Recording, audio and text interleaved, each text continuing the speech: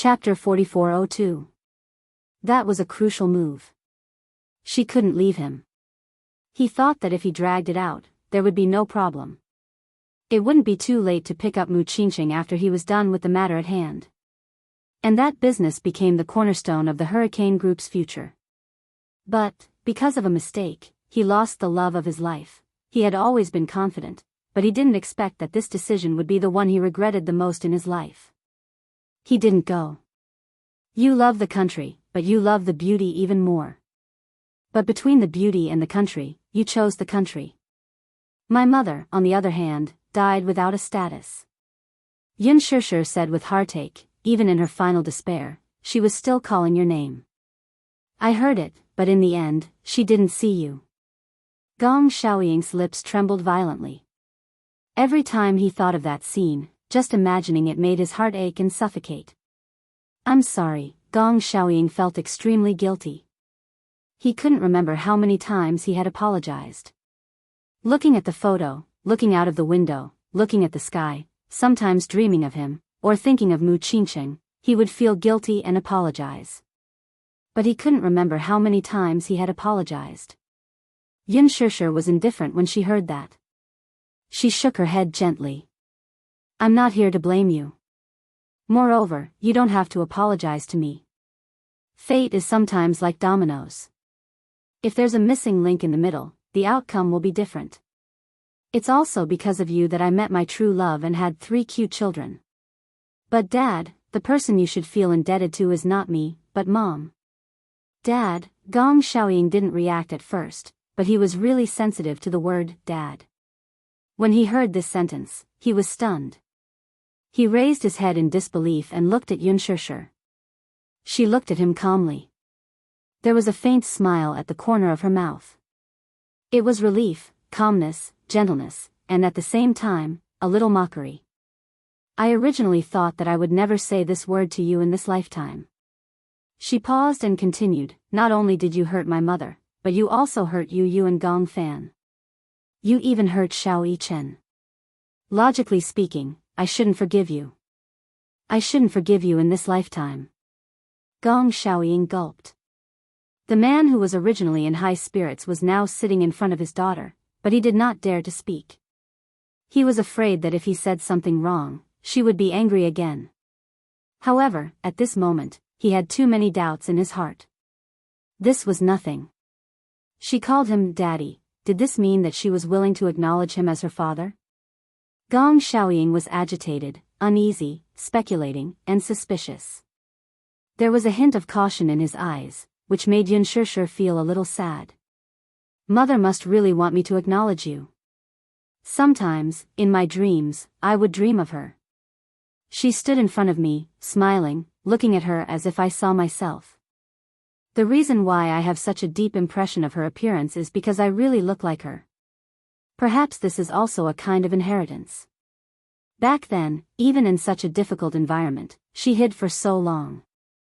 For so long, she questioned whether she should give birth to Shao Jia and me. It was all for the sake of passing on her life. Even if she's no longer around, she still hopes that Shao Jia and I can be by your side. Chapter 4403. When Yu returned to Hurricane, I once made a wish in my heart. If he and Gong Fan could be well, I was willing to let go of all the grudges. She did not want to remember these grudges anymore. She was willing to let go of everything. God bless her. In the end, Yu and Gong Fan were safe and sound. Hence, she had to keep her promise. Yun Shishir looked up, pursed her lips, and looked out of the window. Finally, her gaze slowly fell on Gong Xiaoying. She took a deep breath, and then, a gentle smile appeared on her face. Daddy, this one word almost certainly implied that she was willing to acknowledge him as her father. At that moment, Gong Xiaoying's rationality collapsed. He had thought that she would hate him for the rest of her life. But he had never thought that she would be willing to forgive him. Gong Xiaoying covered his face and let the tears wreak havoc in his heart. In an instant, he choked up like a child.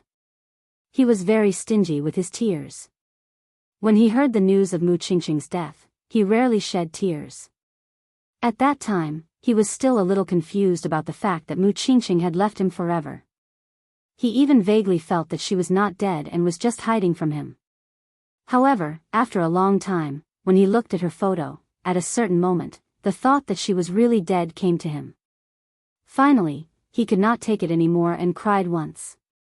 This time, Yun Shishir had completely let go of her hatred for him. He could not help but cry again. This was one of the few moments of tenderness in his life. An iron-blooded man, an all-powerful man who stood at the top of the world, at this moment, in front of his beloved daughter, he had completely broken down. Yun Shishir could not help but be moved. She stood up, walked to his side, and gently patted his shoulder. "Dad, don't cry, Shishir, I'm really sorry." Yun Shishir kept saying that he did not owe her anything. But did he really not owe her anything? Her words could not convince him at all. He owed her, and he owed her a lot. The sadness in his heart was about to overflow. Yun Shishir knelt down and tried to wipe his tears away. But no matter how hard she tried, her own tears kept flowing. She didn't know whether to laugh or cry. As she wiped away his tears, she also wiped away her own tears. "Dad, why are you crying? You're putting me in a difficult position. Are you really willing to acknowledge the Gong family?" Gong Xiaoying was still extremely cautious and careful.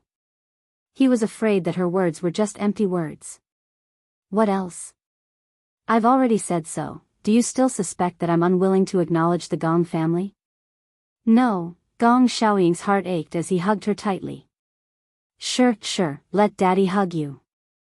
This sentence finally broke the last line of defense in Yun Shishir's heart. She gently snuggled into Gong Xiaoying's arms. At this point, it also meant that the relationship between father and daughter had finally been reunited. Gong Jie stood at the door and pushed it open. He looked at the father and daughter who were hugging each other and choking with sobs. His eyes were filled with bitterness. He bit his lip as he looked at this scene, but he felt extremely gratified. He had a family again. Memories flew. It was as if the scenes from his childhood had appeared before his eyes. In the rented apartment, Mu Qingqing was meticulously preparing the hot pot. Chapter 4404. He and Yun Shishir ran back to the kitchen and lay on the kitchen counter, drooling over the fresh beef. Mu Qingqing would urge them to wash their hands as she continued to prepare dinner with a smile. When the hot pot was ready and served to the table, the two little guys gobbled up the hot pot. They were not afraid of being scalded at all. As Mu Qingqing ate, she would suddenly stare at the empty table in a daze. The table in the rental house was a typical square table with the two little guys sitting on each side. Naturally, one side of the table would be empty. Mu Qingqing would often stand up, take out a set of cutlery, and place it on the table as if she had completed some kind of pious ritual. She had always wanted to have a family. The family she wanted was not a luxurious one. She only wanted a family of a few people, healthy and safe. Sometimes, Yun Shishir would lie on the windowsill with her and stare in a certain direction without moving. She knew that her mother was waiting for someone. A man. And she knew that this man was her and Xiao Jie's father. But no matter how much she waited and hoped, she could not find him.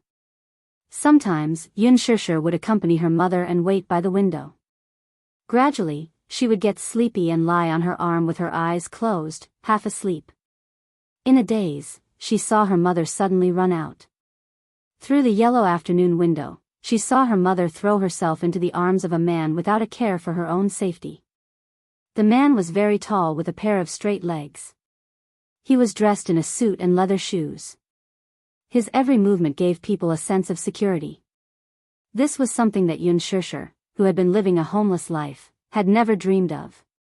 She tried hard to raise her head to see the man's face, but just as she raised her head, she woke up. At that time, she was looking out of the window in a daze. She did not realize that the scene just now was just her hallucination. She could not help but feel a little disappointed. She turned around and saw that her mother was still sitting beside her. She held her chin and looked out of the window as if she could not get tired of looking. Yun Shishir raised her head and looked at her mother. She pouted and said sadly, I had a dream just now. What dream? I dreamt of a man standing outside the door. Then you pounced on him and the two of you hugged each other. She would never forget the look on her mother's face when she heard those words. She stared at her in astonishment, tears welling up in her widened eyes. Her heart ached so much that she pulled Yun Shishir into her arms. Suddenly, she broke down and felt so sad that it was as if there was a fishbone stuck in her throat. Mom, is the person you're waiting for Dad? Yun Shishir asked curiously, when is he coming to pick us up? Hearing this, Mu Qingqing couldn't hold back her tears.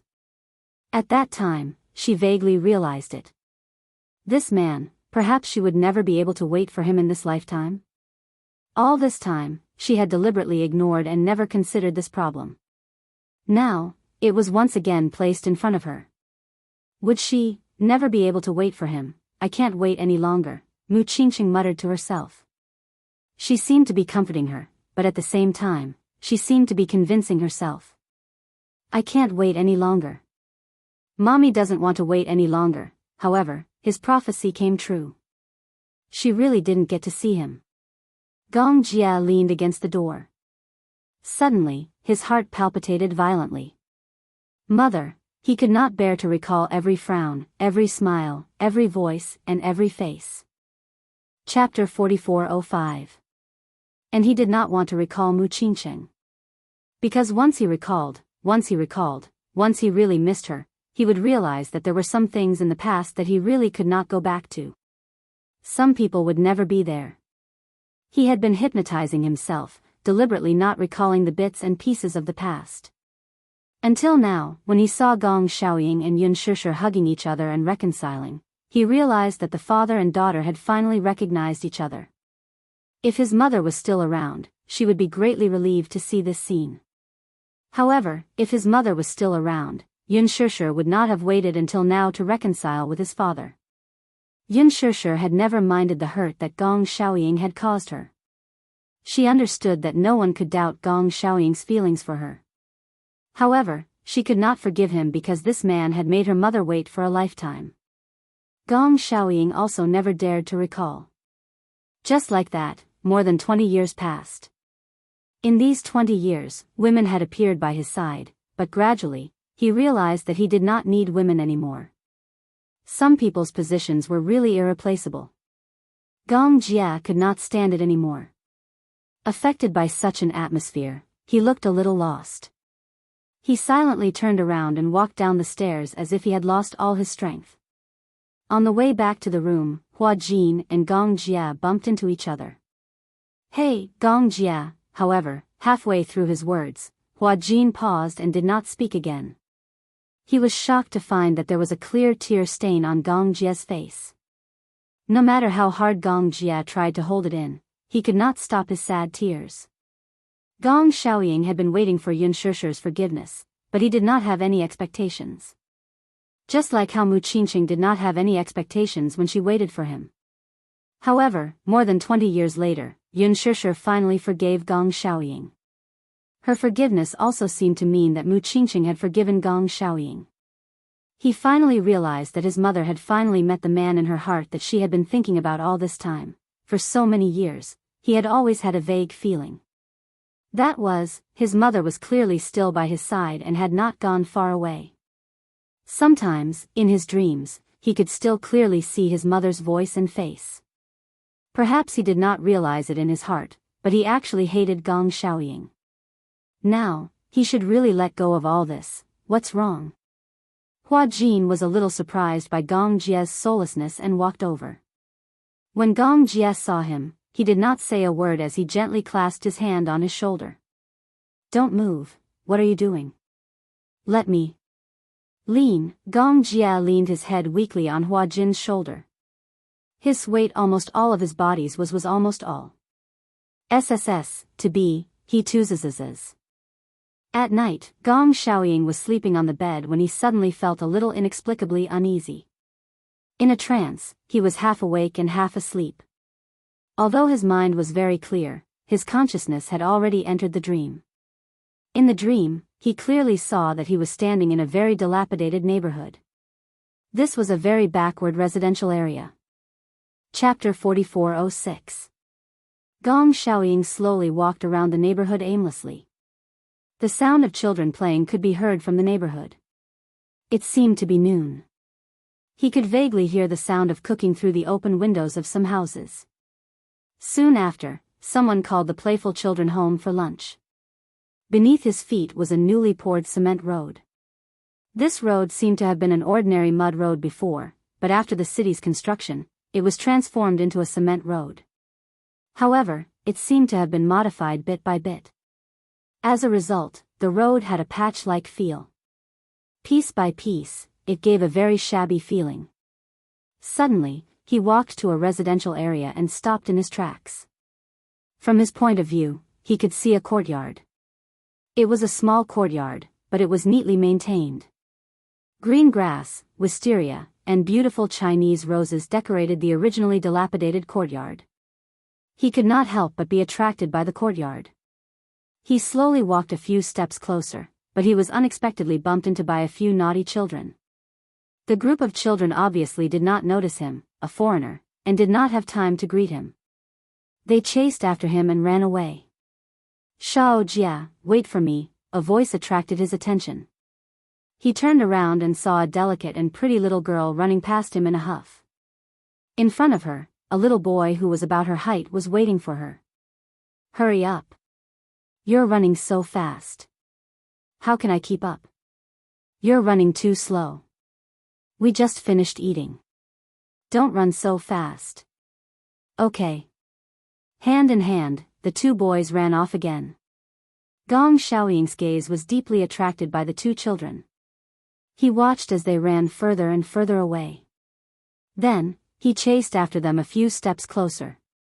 "Run slower." He heard a woman worriedly calling out to them. The voice came from the window in front. He carefully went from the backyard to the front. For the residents of this neighborhood, the courtyard facing south was the main entrance, and the back was the back door. There was an open window at the back door. A woman was sitting by the bed, holding her chin as she watched the two children run further and further away. Helpless, she sat down by the window. From his angle, he finally saw clearly, it was her, the person who had waited for him all his life, the person he had missed all his life. "Qingqing," Gong Xiaoying felt his voice tremble. His voice was so low that the woman obviously did not notice him. Instead, she looked in another direction, not knowing what she was waiting for. Perhaps, others would never be able to understand what it felt like for her to just wait by the window. What was it like to use all your strength to wait for someone?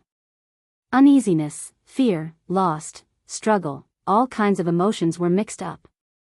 Gong Xiaoying could not help but mutter, "Qingqing." He walked towards the window. It wasn't until he got closer and closer that the girl in the window inadvertently glanced over and caught sight of him. Her eyes were fiercely startled. She saw him. Gong Xiaoying stopped in his tracks and took a deep breath. He pursed his lips, but he could not hold back his tears any longer. After brewing in his throat for a while, he finally spat out a mouthful of turbid air. His eyes were red as he looked at her. His heart was filled with longing. "It's me," he spoke in a hoarse voice.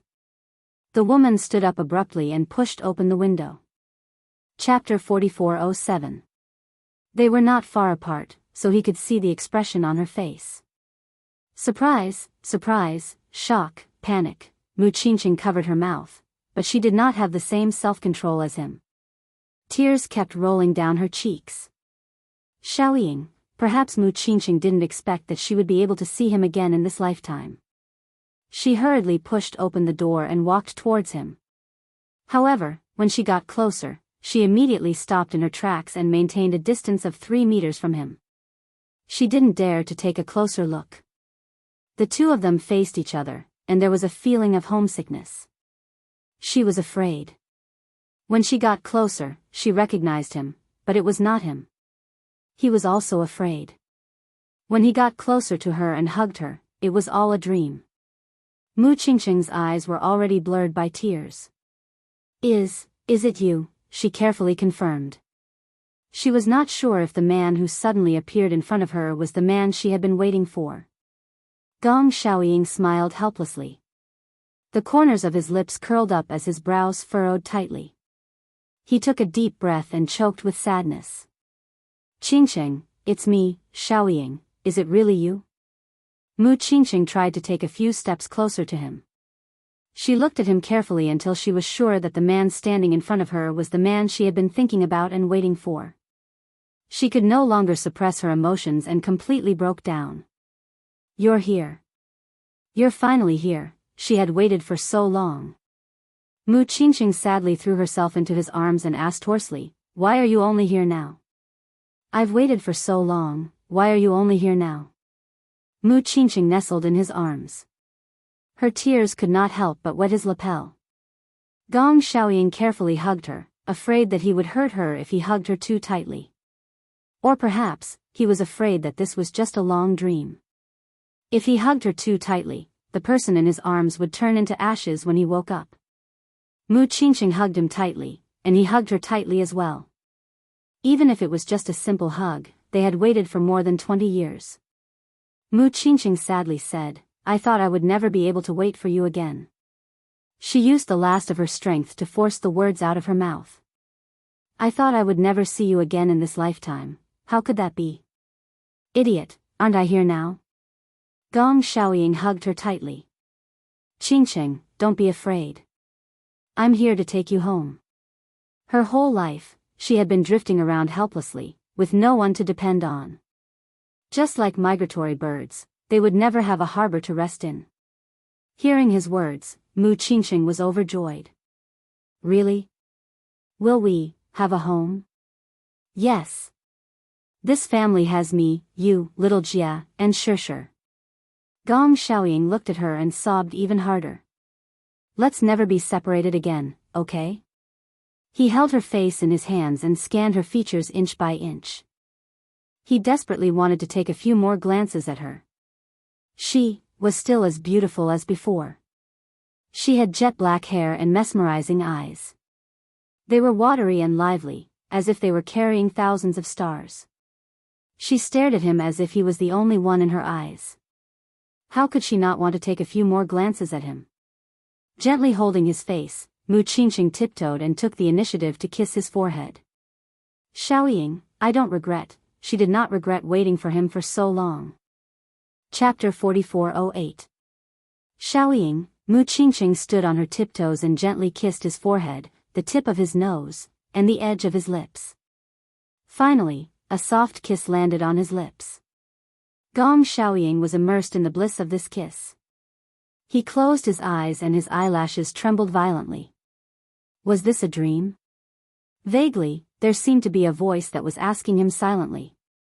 Qingqing, am I dreaming? Dream? Mu Qingqing laughed. How could it be a dream?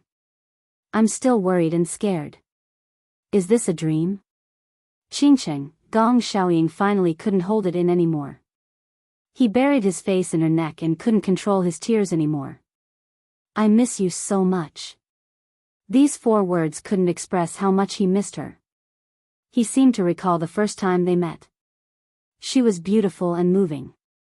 She looked back and smiled, and he fell in love at first sight. When they were swimming in the lake, he hugged her and kissed her ear, telling her how much he loved her. She wasn't the only woman he had. However, there were many women who passed through his life, but she was the only one who left such a deep impression. I miss you so much, Gong Xiaoying's tears fell and burned her skin.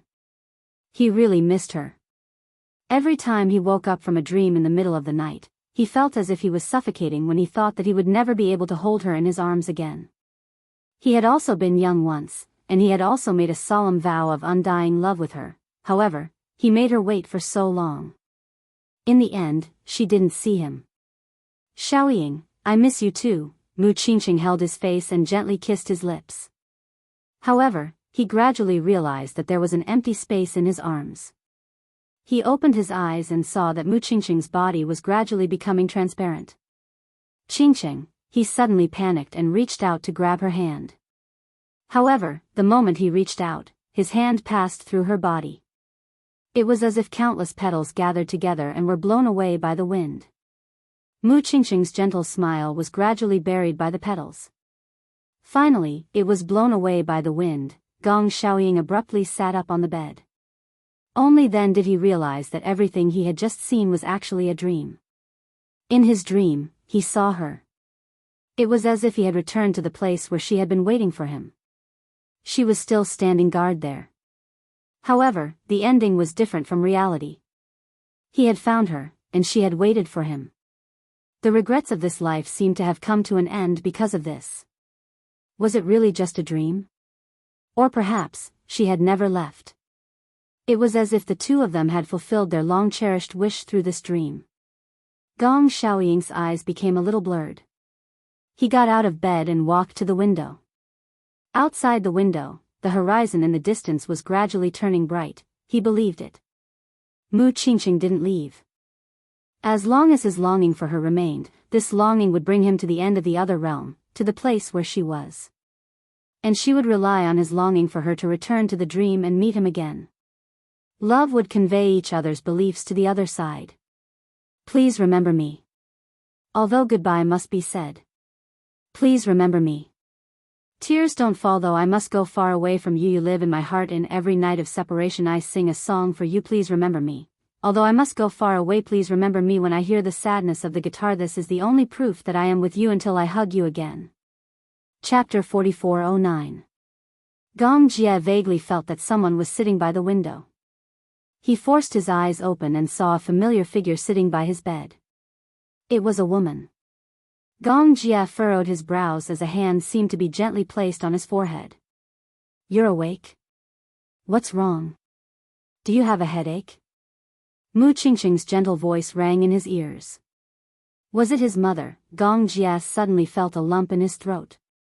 He leaned over and subconsciously hugged her waist. Mom, slap. Slap. Slap.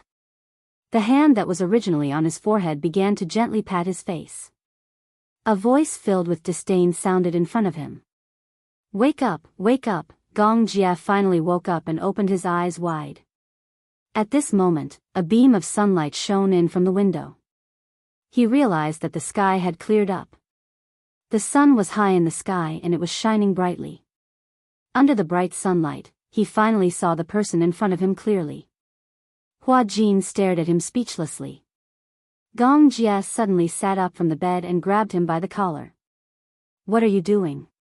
Hey, what are you doing? Why are you glaring at me so fiercely? Hua Jin looked aggrieved. I worked so hard to take care of you for the whole night. You? Take care of me? Gong Jie expressed his doubts. What about me?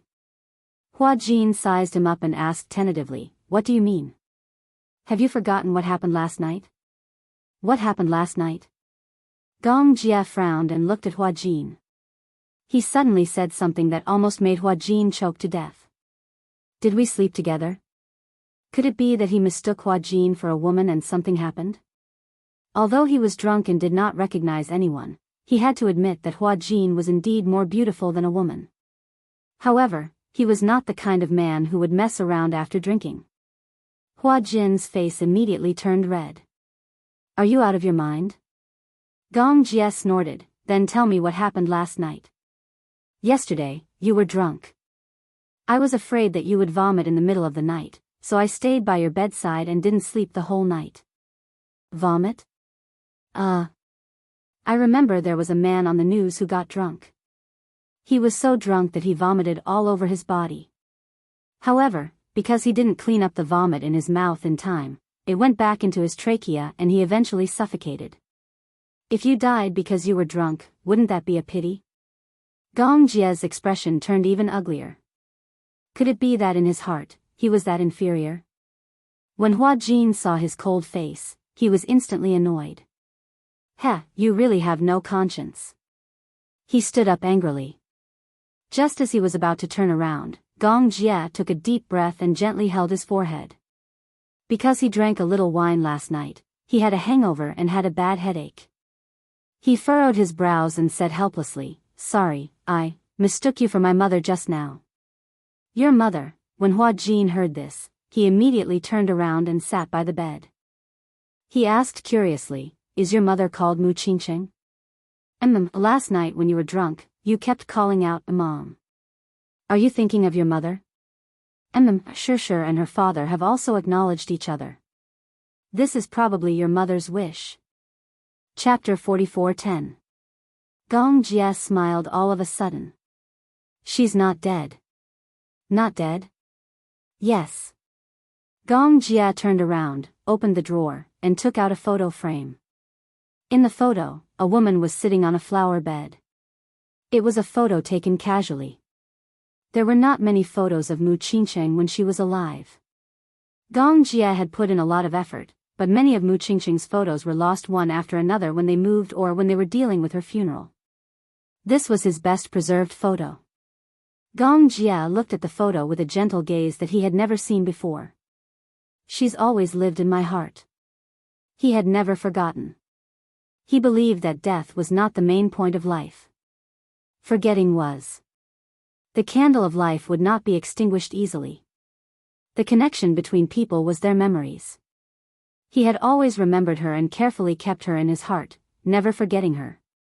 He also firmly believed that as long as her memories were still there, she would not disappear.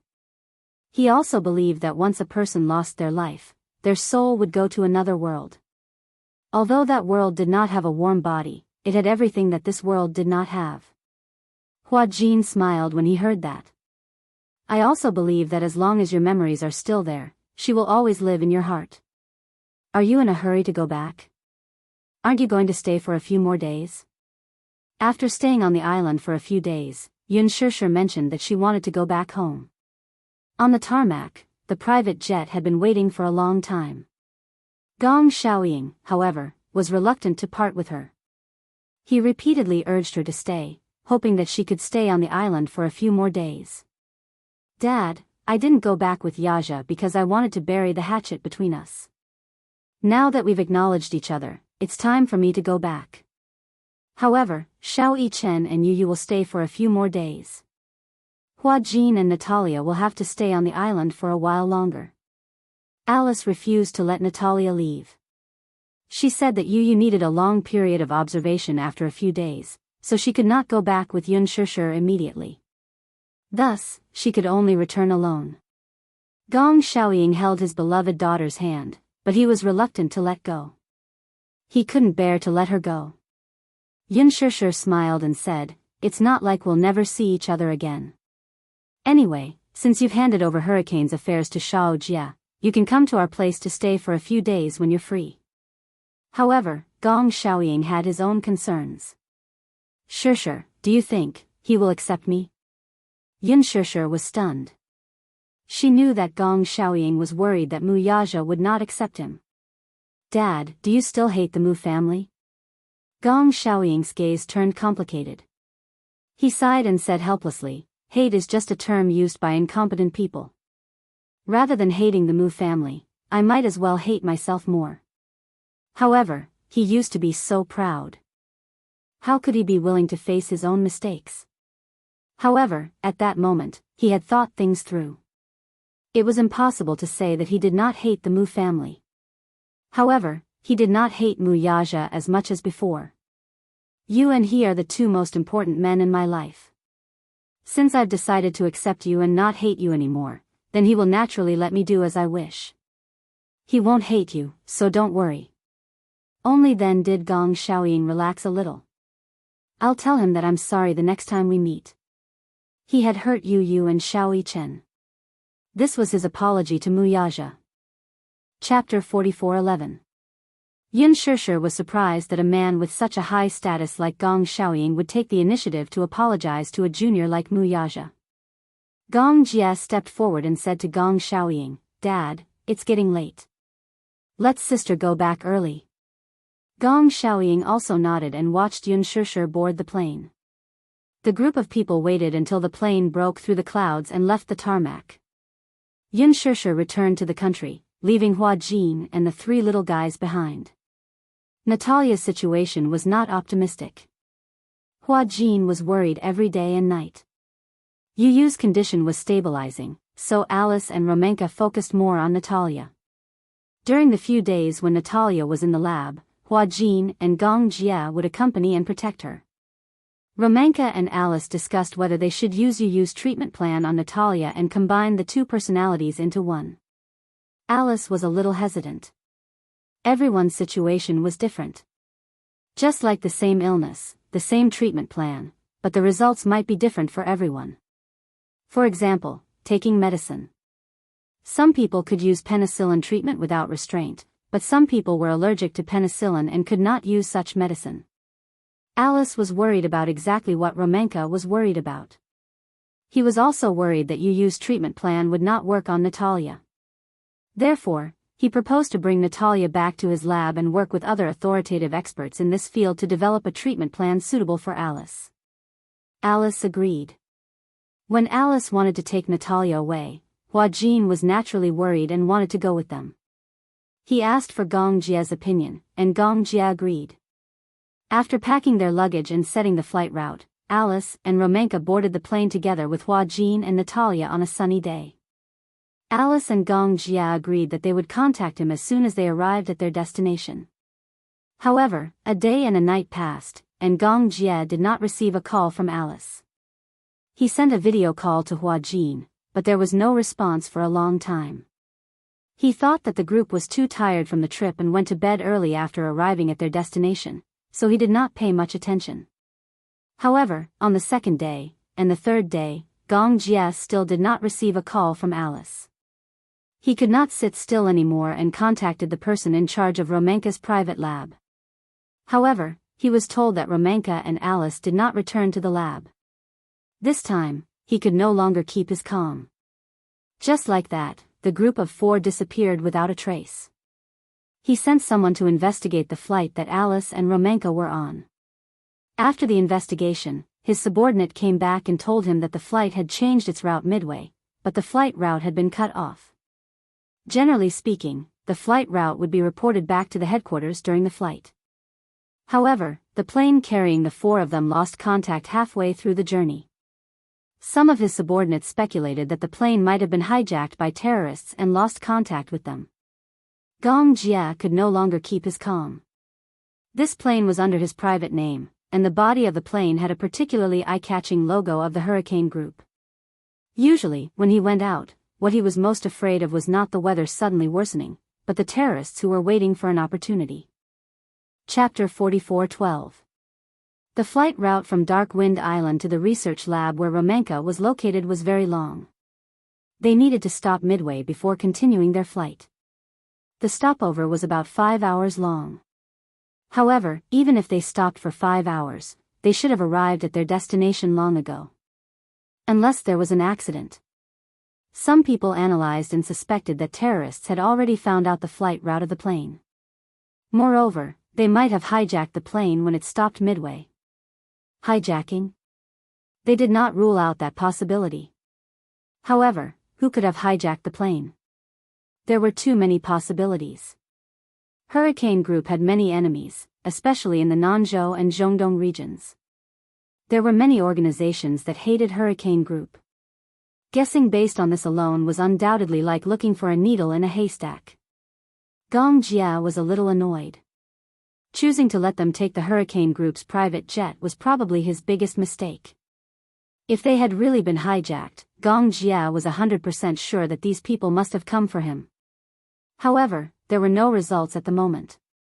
Therefore, these could only be categorized as guesses and could not be confirmed.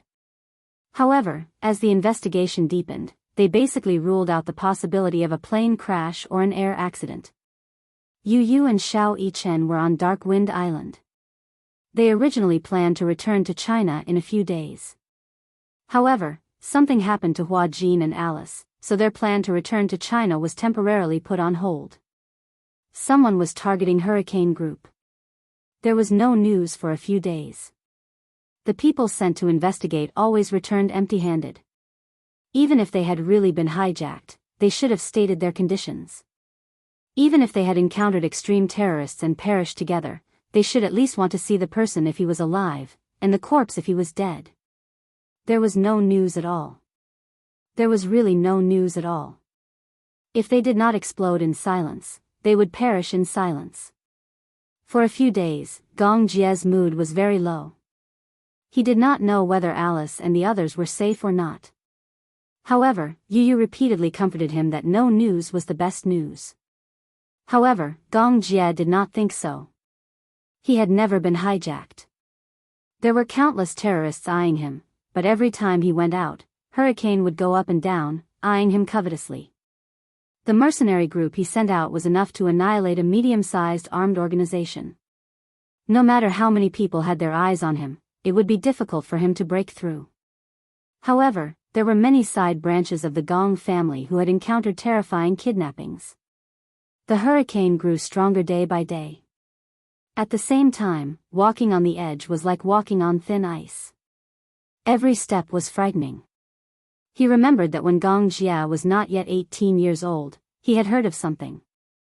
Ever since he was young, one of his older brothers who had always bullied him in the Gong family was kidnapped. Rumor had it that she was abducted by a group of anti-Japanese martial artists. Following that, she was placed under house arrest for 3 months. It was said that in order to prevent him from escaping, the martial artists directly cut off the tendons in his arms and legs. In the end, Hurricane paid a hefty price to redeem him, but when he came back, he was no different from a cripple. A ransom of 50 million was just a small sum to Hurricane. The reason why he generously offered 50 million was to protect the dignity of the Hurricanes. In the end, these militants did not end up well. They dared to go against the Hurricanes, but in the end, they suffered a double loss and were ruthlessly oppressed by the Hurricanes. However, the life of the person who was kidnapped was ruined. Chapter 44:13. Originally, a high-spirited young man, after experiencing an inhumane kidnapping, returned to Hurricane, but he was depressed. In the end, his wound became infected and worsened. In the end, he died young. After experiencing this incident, Gong Jie deeply understood that in this world, the strong preyed on the weak. It was easy to go up the mountain, but difficult to go down. When a person finally reached the peak and stood there for a long time, as the saying goes, it is lonely at the top. Wanting to come down again is no longer a simple matter. As the son of Hurricane, from the moment he returned to the Gong family, he was destined to have an extraordinary life. At the same time, he also shouldered a responsibility that was 100 times more difficult than that of ordinary people. Once you entered this cruel world, it would be impossible for you to escape. Then, he could only become stronger. Gong Jie had always been careful to protect the safety of his family. Every time he returned to China, he would be extremely careful whenever he met with Yun Shishir. What he was afraid of was that those who were secretly watching him would shift their attention to Yun Shishir. His sister was already married and had a family. She was no longer alone. In addition to her beloved husband, she also had 3 lovely children. He acted cautiously in everything he did, lest he bring her unexpected disaster. Hurricane was the world's arms factory. In addition to the heads of state, the government, anti-government militants, and extreme terrorists, there were all kinds of people who dealt with it. Dealing with killing must be accompanied by killing. Therefore, as the successor of the Hurricane Group, Gong Jie had long been used to the world of open and covert attacks. A moment ago, the president who signed an agreement with him and shook hands with him on friendly terms might go to the International Court of Justice to propose an express restriction on Hurricane in the next second. A moment ago, the terrorists who were baring their fangs and brandishing their claws at Hurricane and threatening to bomb the headquarters of Hurricane, the next second, they stood in front of him with a flattering face, groveling and raising their orders. In this world, there were no eternal friends, only eternal interests. The world was bustling, and I came for the interests. The world was bustling, and I went for the interests. Gong Jie was worried that Hua Jin, Alice, and the others were probably targeted by the terrorists. This was still a relatively ideal suspicion. If they fell into the hands of the extremists, then, the consequences would be unimaginable. Could it be someone from the Temple of Light? Gong Xiaoying and Gong Jie were sitting in the study. Both of them were at a loss of what to do.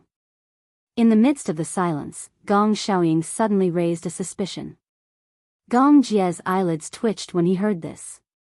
The Sacred Palace sect was a small sect when it was first established. Later on, it became a cult. It had been 20 years since its establishment. At first, it was just an ordinary independent religious group, but after Jim came to power, it slowly began to change. Until now, the Temple of Light had more than 5,000 devout followers.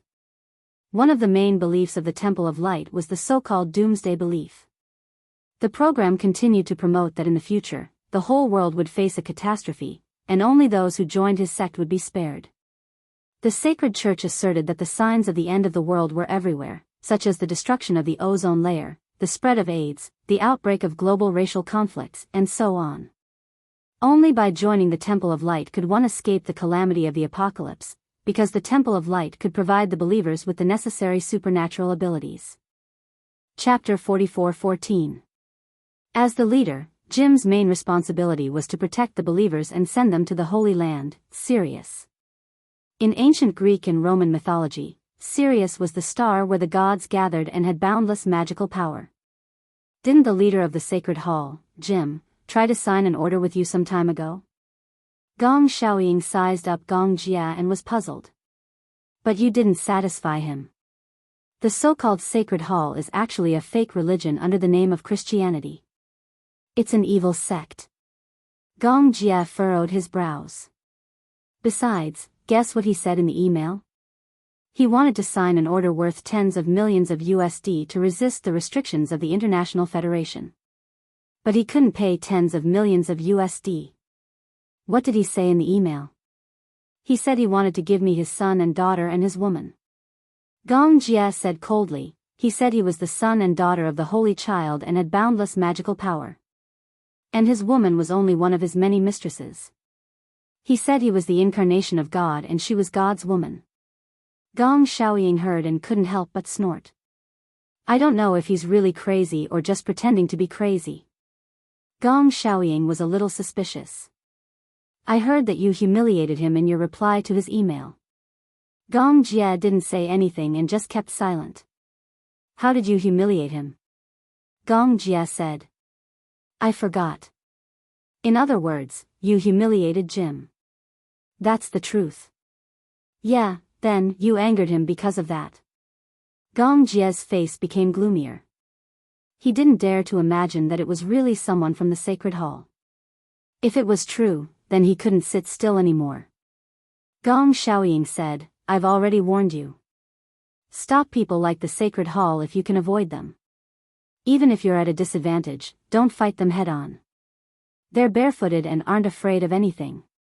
When they go crazy, they'll ignore everything. But I can't sign this order with him. Gong Jia didn't think he did anything wrong. If they get their hands on the arms worth tens of millions of dollars, who knows how crazy they will be. But you shouldn't have humiliated him like that. Gong Xiaoying went straight to the point again. You clearly know that there's something wrong with their brains.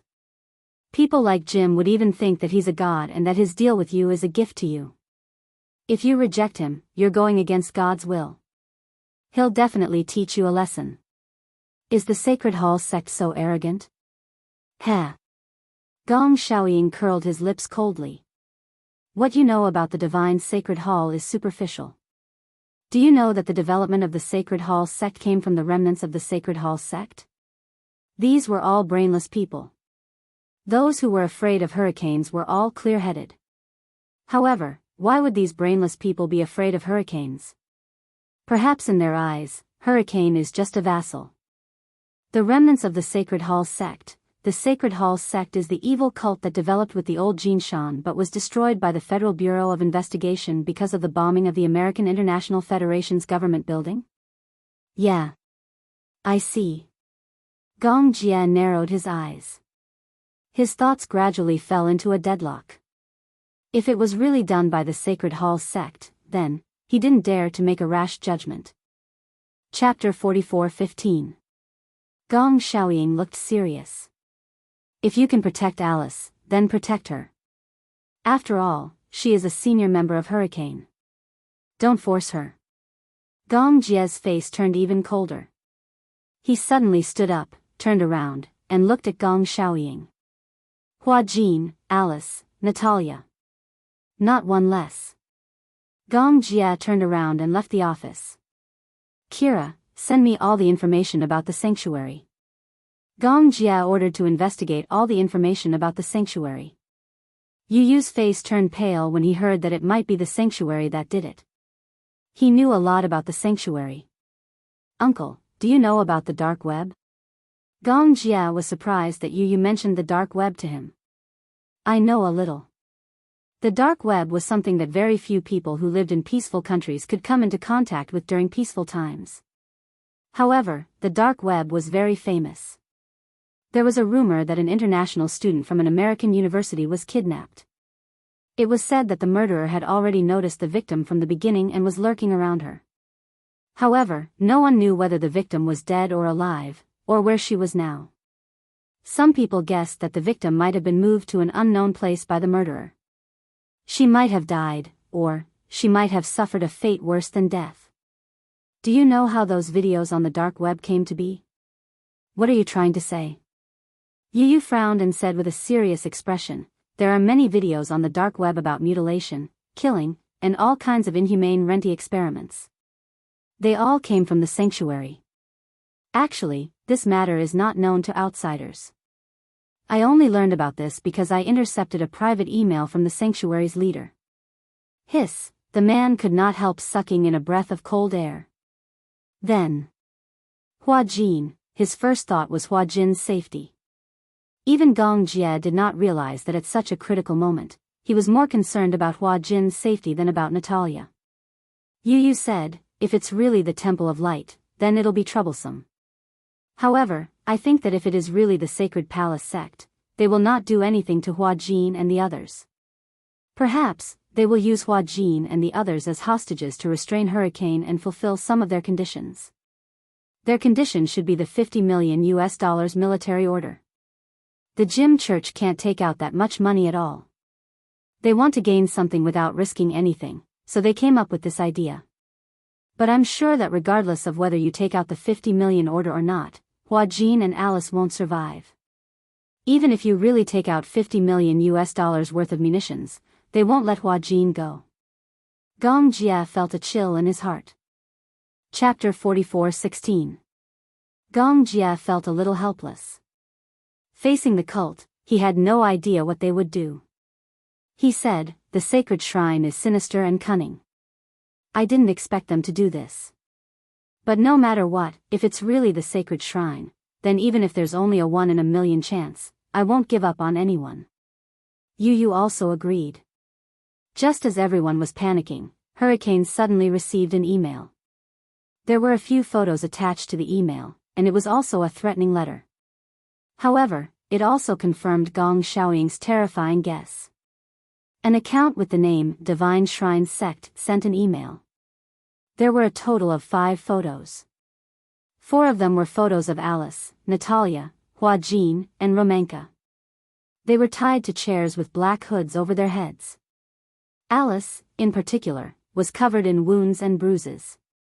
Hua Jin, on the other hand, was in no better shape. Although Natalia was a child, she wasn't treated well because she was a child. She was also covered in wounds. There was another photo that Gong Jia was shocked when he saw it. In the photo, the 4 of them had their hoods removed and were kneeling on the ground. In front of them were the decapitated bodies of the crew members. It was a very intimidating photo. Glorious decapitation. The sacred shrine had done a lot of dirty things. Their usual method was to imitate extremist terrorist organizations and use decapitation to intimidate their followers.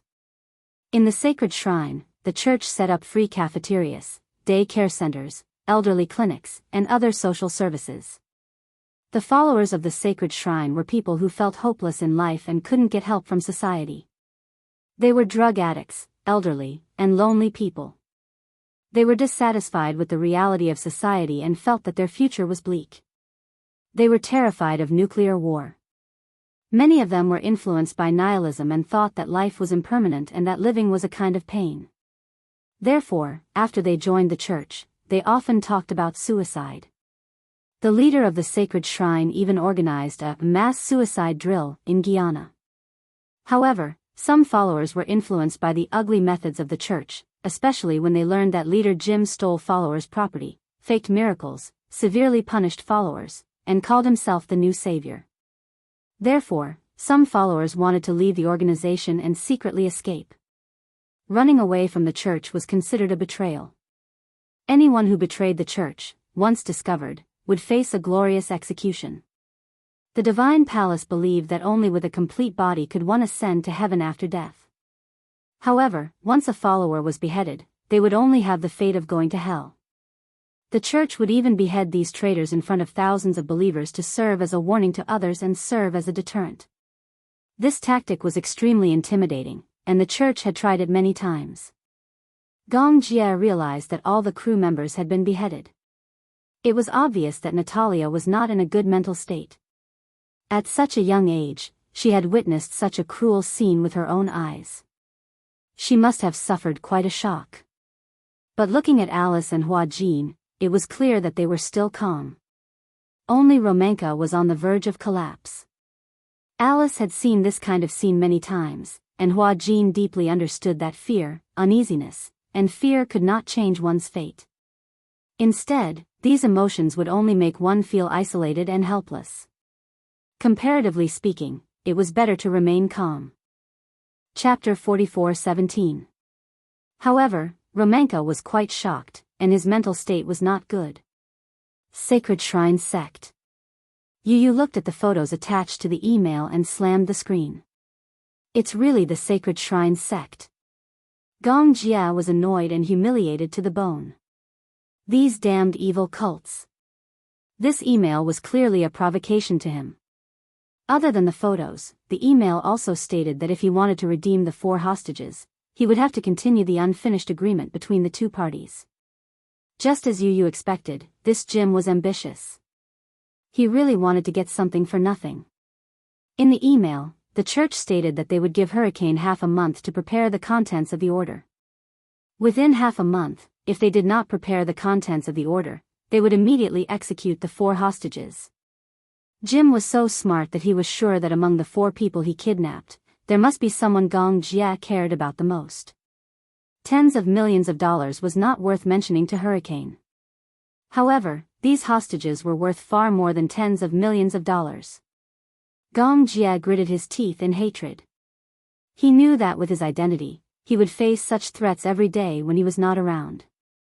The Sacred Shrine Sect was the biggest tumor that Hurricane had to face.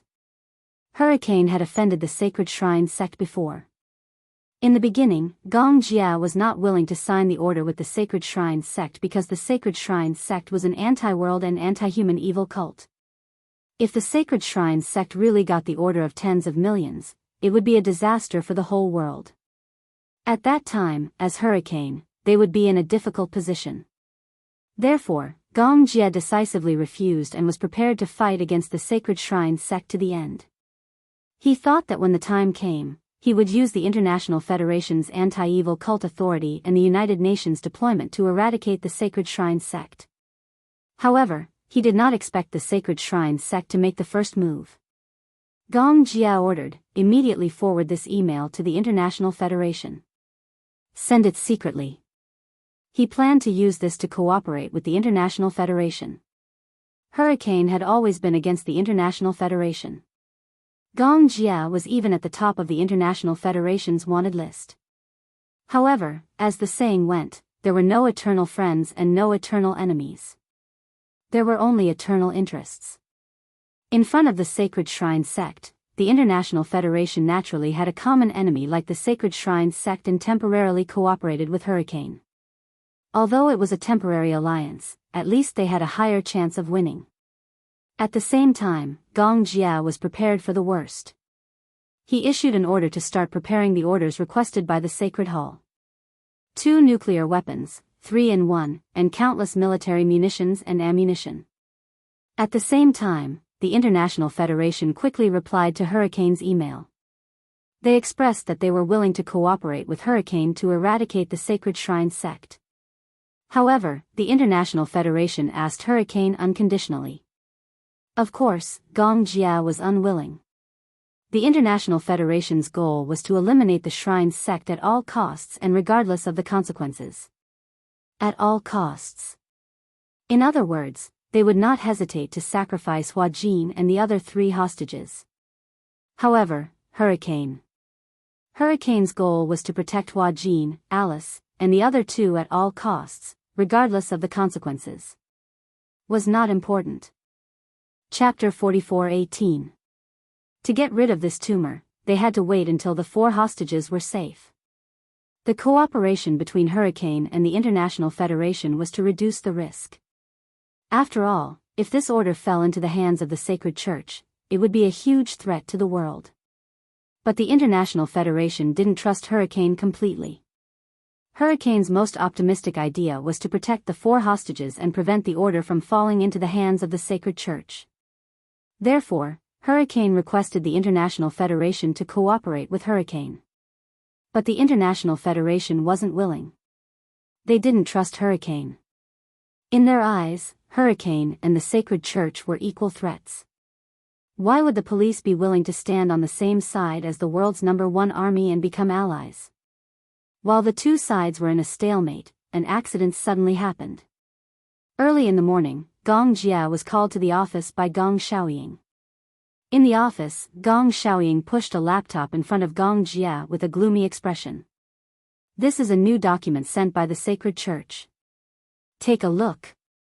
Looking at Gong Xiaoying's expression, Gong Jia suddenly realized that the situation wasn't good. He looked at the laptop that had turned off and then looked at Gong Xiaoying's gloomy expression. He suddenly realized that the Sacred Church had made a new move. He opened the laptop and stopped at the email. In the email, there was a video file. He suddenly didn't dare to open it. What is this? Gong Jia looked at Gong Xiaoying with a trembling voice. Gong Xiaoying turned to look at him with a gloomy expression. Take a look for yourself. Gong Jia didn't dare to open it. Gong Xiaoying sighed deeply. I'm guessing that there are spies sent by the Sacred Church to the International Federation. Or maybe, some of the internal members were bribed. It's also possible that the Sacred Church has a top hacker who intercepted the email sent to you by the International Federation. They know that Hurricane and the International Federation are working together and are probably angry. Gong Jia's body stiffened. He roughly understood what the content of the video was. Shao Jia, bang. Gong Jia slammed his fist on the table. His face was extremely gloomy. Along with the heavy punches, a few cracks appeared on the glass-paved table. Gong Xiaoying didn't mince his words. The Church of the Sacred Shrine already knows that the Hurricane Force has reached an agreement with the International Federation. In my opinion, we might as well terminate the cooperation with the International Federation. Otherwise, if this continues, the hostages' lives will be in danger. Gong Jia took a deep breath and finally decided to watch the video first. After weighing the pros and cons in his heart, he finally opened the video. As soon as the video was played, a hostage was tied up in a dark room, unable to see the sun. In the dim light, Gong Jia could vaguely make out that the man in a balaclava sitting on the chair was none other than Romanka. His head was hanging to the side. He was obviously drugged and was unconscious at this moment. Then, a dark-skinned, weirdly dressed man walked behind Romanka with a butcher's knife. Gong Jia's heart almost jumped out of his throat. His hand that was holding the mouse trembled uncontrollably. Chapter 44:19. As the video progressed, Gong Jia saw the man violently remove the hood on Romanka's head and splash a basin of salt water on him. The salt water corroded the wounds on Romanka's body. He suddenly woke up and screamed hysterically in pain. His screams were hoarse and terrifying. Through the computer, his voice of despair could be heard. No, I beg you, don't. Romanka, who had always been calm, finally showed the uneasiness of facing death. The man made him face the camera. When Romanka looked at the camera, his desire to live was almost undisguised. I beg you, don't kill me. The man grabbed his hair and ordered him, do you still remember what I taught you? Romanka swallowed hard and quickly nodded. I remember. I remember. Speak. Long live the Sacred Palace. Long live the Sacred Palace. Romanka shouted pathetically and humbly at the camera. Long live the sacred palace. Long live the sacred palace. The next second, the man smiled viciously. The murderous aura on his face was almost unconcealed through the screen. He raised the knife and pointed the sharp side at Romanka's throat. Then, he slashed back and forth. Gong Jia slammed the laptop shut. He couldn't bear to watch anymore. Gong Xiaoying smoked a cigarette. His gaze was complicated. Is he dead? Gong Jia didn't finish watching the video and asked him for confirmation. Gong Xiaoying was silent for a while. Then, he slowly said, he was beheaded. The sacred palace's methods are ruthless. This time, they sent us a video to promote their martial arts and try to intimidate us. Gong Jia shuddered at the thought once more. It wasn't the first time he saw the horror of beheading. However, this was definitely the most uneasy he had ever felt. Because this time, the ones in the sacred palace's hands were Hua Jin, Alice, and Natalia. He was afraid that if he angered the sacred palace again, the next one might be Alice.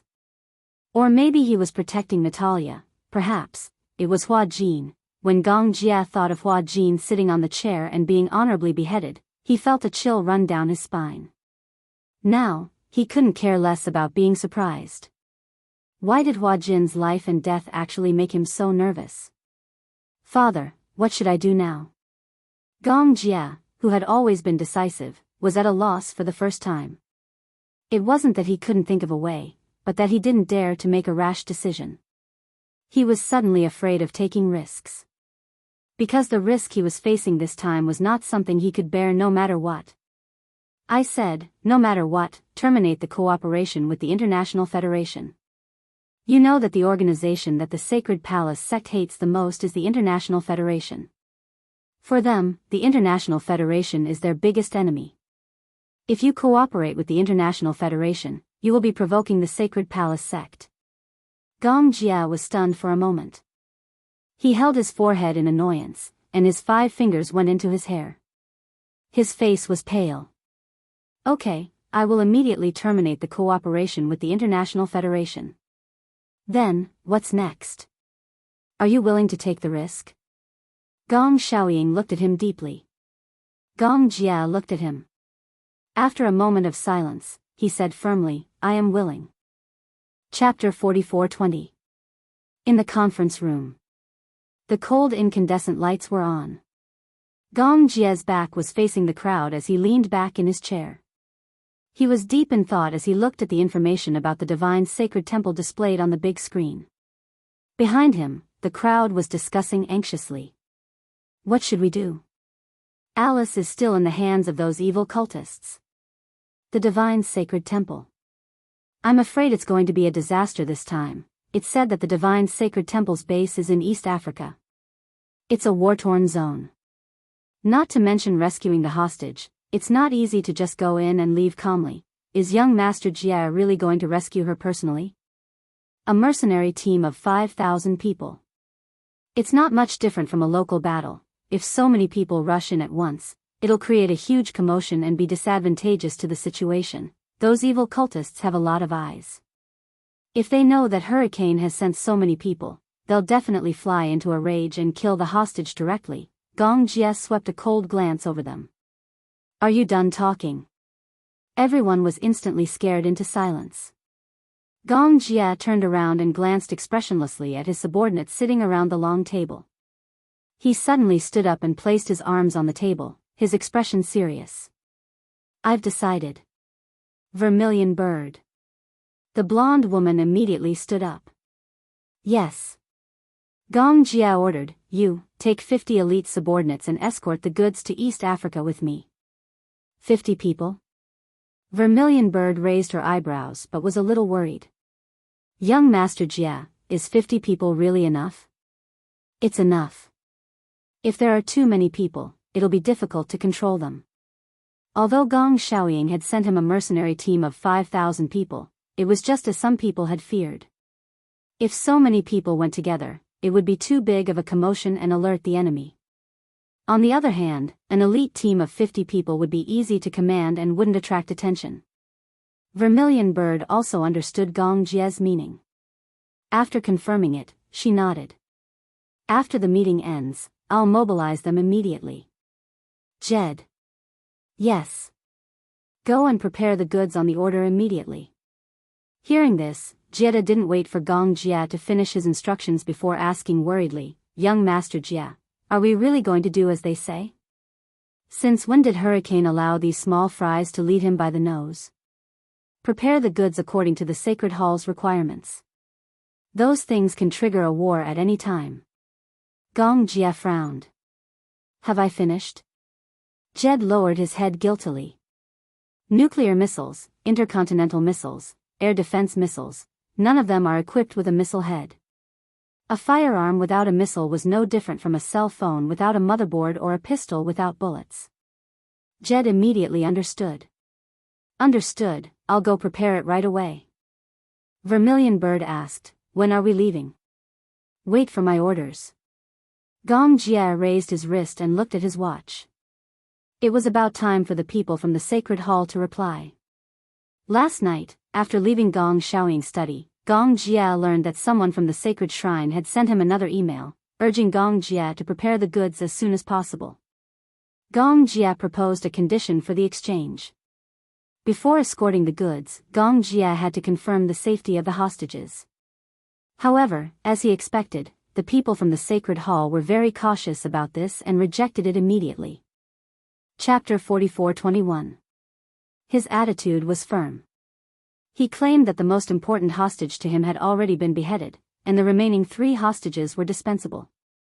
If they couldn't even confirm the safety of the hostages with a simple video call, then there was no need to talk about this deal. They could do whatever they wanted with the hostages. Gong Jia said this to weaken the confidence of the Sacred Palace sect.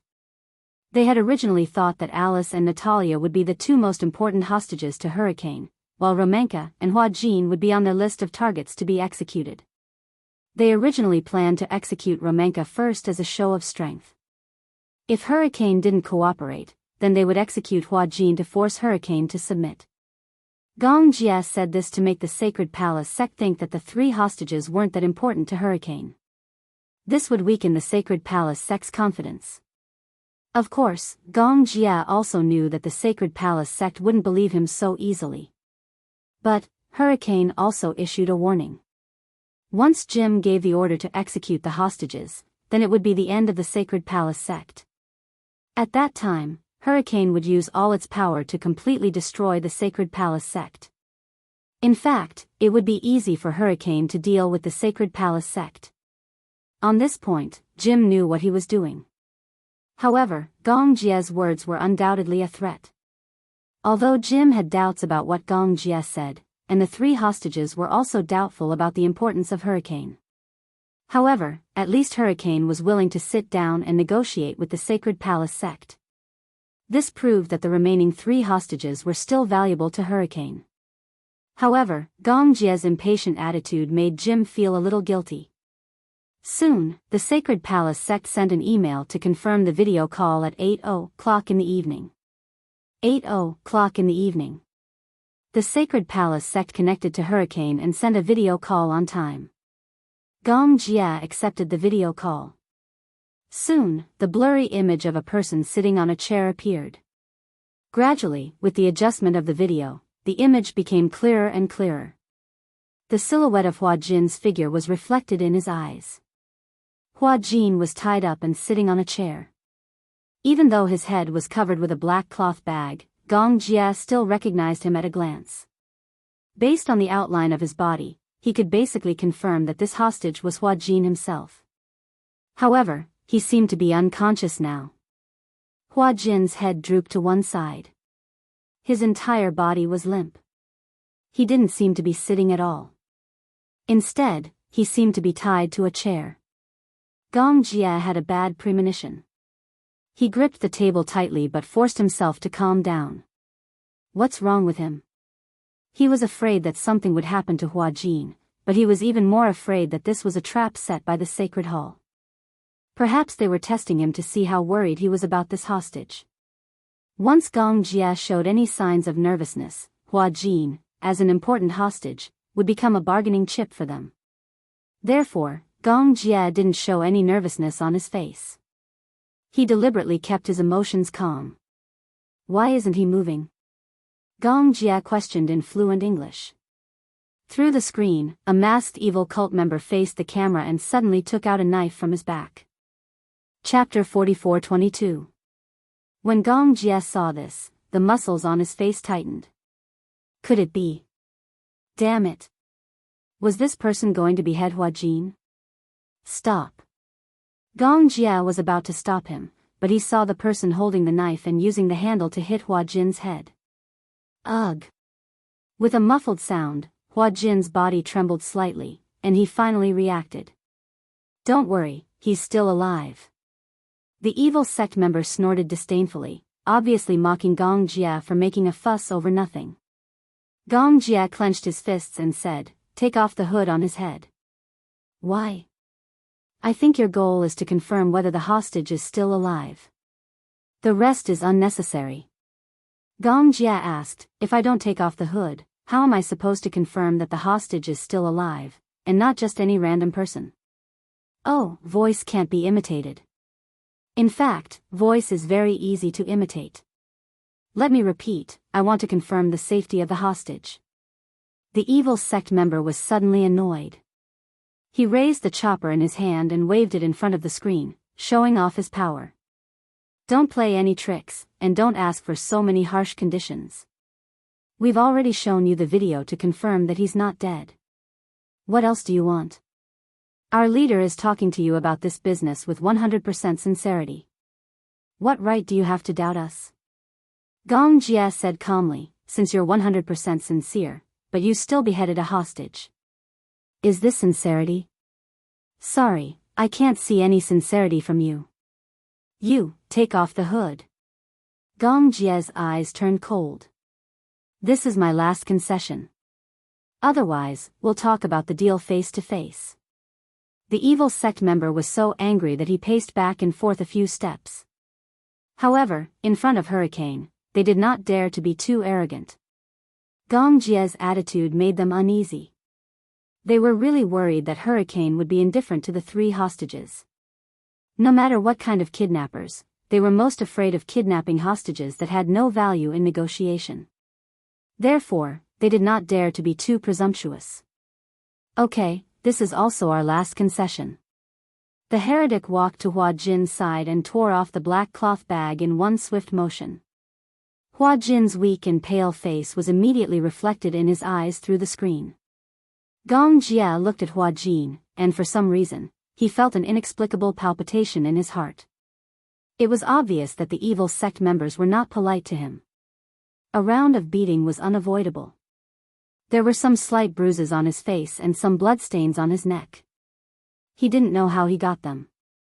He was very weak now. So hungry, water. Water. Water. One could vaguely see that his lips were extremely dry and cracked. Other than that, his voice was very low, as if he had not eaten for days. Gong Jia was a little angry. It seems like they haven't eaten for a long time. The evil sect member did not think so. He won't die if he doesn't eat for a few days. But he said he's hungry and wants to drink water. You haven't given him water for a few days? That's none of your business. The evil sect member snorted. Anyway, we just need to make sure he's still alive. We don't care about the rest. Chapter 44:23. Gong Jia was getting more and more furious. Hua Jin, a man, was already in such a state. It was hard to imagine how Alice and Natalia, a weak woman and a young child, had been tortured by them. They probably didn't even give them a sip of clean water. Give him water. I'm warning you too. Don't ask for too much. Too much. This request was too much. Gong Jia was infuriated. If he could transmigrate, he would definitely rush past this screen and strangle this heretic. He said angrily, treat these three hostages well. It won't do you any harm. Boom. Through the video feed, one could vaguely feel the earth quaking and mountains shaking. The place where Hua Jin was at seemed to have been bombed by artillery in the war-torn zone. The heretic said coldly, "You've seen it too. There's a war going on here all the time, and there's a shortage of food." Gong Jia couldn't say another word. He turned his head and signaled with his eyes. His subordinates were also very smart. They immediately understood and began to investigate the location of the video. "Gong Jia. Is that you?" Hua Jin seemed to have regained some of his consciousness. In his daze, he muttered a few words. Gong Jia immediately replied, "It's me." The two of them communicated in Mandarin. The heretic obviously didn't understand Mandarin. Worried that Hua Jin would use Mandarin to send a message to Gong Jia that would be unfavorable to them, he immediately chopped him with his hand. Hua Jin let out a muffled groan, but he resisted the urge to scream. Gong Jia said, "Don't worry. Wait for me. I'll make sure that you'll be safe." Okay, Hua Jin didn't dare to say anything more. It wasn't that he submitted to the people from the sanctuary, but he was worried that Gong Jia would be too worried. "That's it.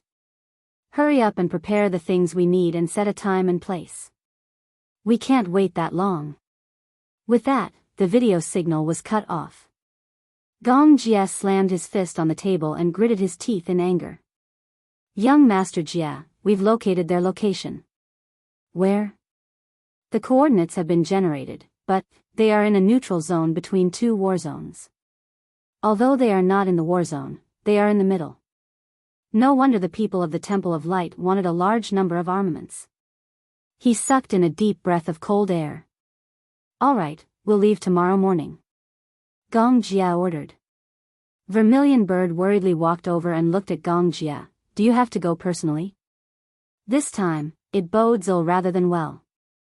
Why don't you leave it to me? We will definitely bring the three of them back safely." Vermilion Bird was a mercenary, and as a mercenary, they had always lived through life and death. To them, there were only benefits, and they were not afraid of death. But Gong Jia was different. They did not trust Gong Jia to go to such a place personally. It was simply risking his life. "I'm worried if you guys go." "Why?" Vermilion Bird was a little puzzled. "Young Master Jia, forgive us for being blunt. Hurricanes can accept losing a subordinate like Alice, but they can't accept that you're in danger." In their eyes, no matter how many Alices were, they couldn't compare to Gong Jia. What's more, Hua Jin and Natalia, two insignificant people, were involved. Vermilion Bird was especially cold-blooded, but she was absolutely loyal to her employer. In her eyes, these three hostages were worthless, but she was unwilling to let Gong Jia take the risk. Chapter 44-24. He turned around abruptly, his handsome eyes sweeping across her as he questioned, "Am I your master?" "Yes." "Then, as a subordinate, why are you questioning your master's orders?" This sentence left the Vermilion Bird speechless. In her mind, Gong Jia was the king and she was the subject. Therefore, she had to obey Gong Jia's orders unconditionally.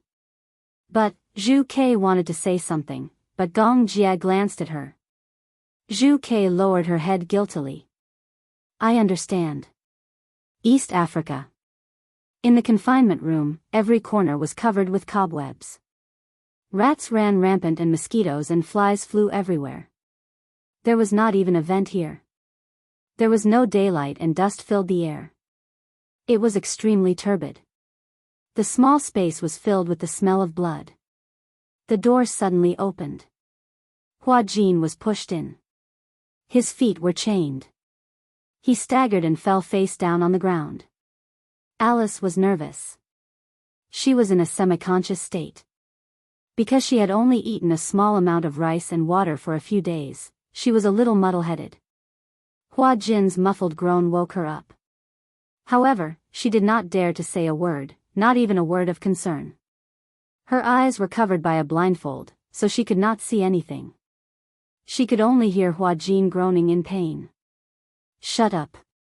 Keep quiet. The son of bitch." One of the cultists kicked Hua Jin a few times before leaving, cursing and swearing. The door of the confinement room slammed shut again. Alice did not dare to say a word. She looked up. In her memory, Just 2 days ago, she and Hua Jin exchanged a few words in Chinese. Through the 24-hour surveillance camera, a group of evil sect members immediately rushed in and punched and kicked them. She did not dare to speak to Hua Jin again. Originally, Alice thought that no one would dare to do anything to them because they were backed by Hurricane. Until she saw Romanka being beheaded and his throat slit with her own eyes. She completely realized that this group of evil cultists were inhumane. They were not afraid of the Hurricane at all. In order to save her life, Alice swallowed her anger and didn't dare to speak out again. Hua Jin, on the other hand, had never suffered like this before. Even though the filming environment was extremely harsh, it was not even 1/10,000th of this place. Not to mention, it was a fear that could not be hidden. He didn't even know what these crazy cultists would do in the next second. Every minute of his life was extremely precious to him. He didn't even know if he would live to see the sun rise tomorrow. In fact, the cultists did give them some food and water to eat.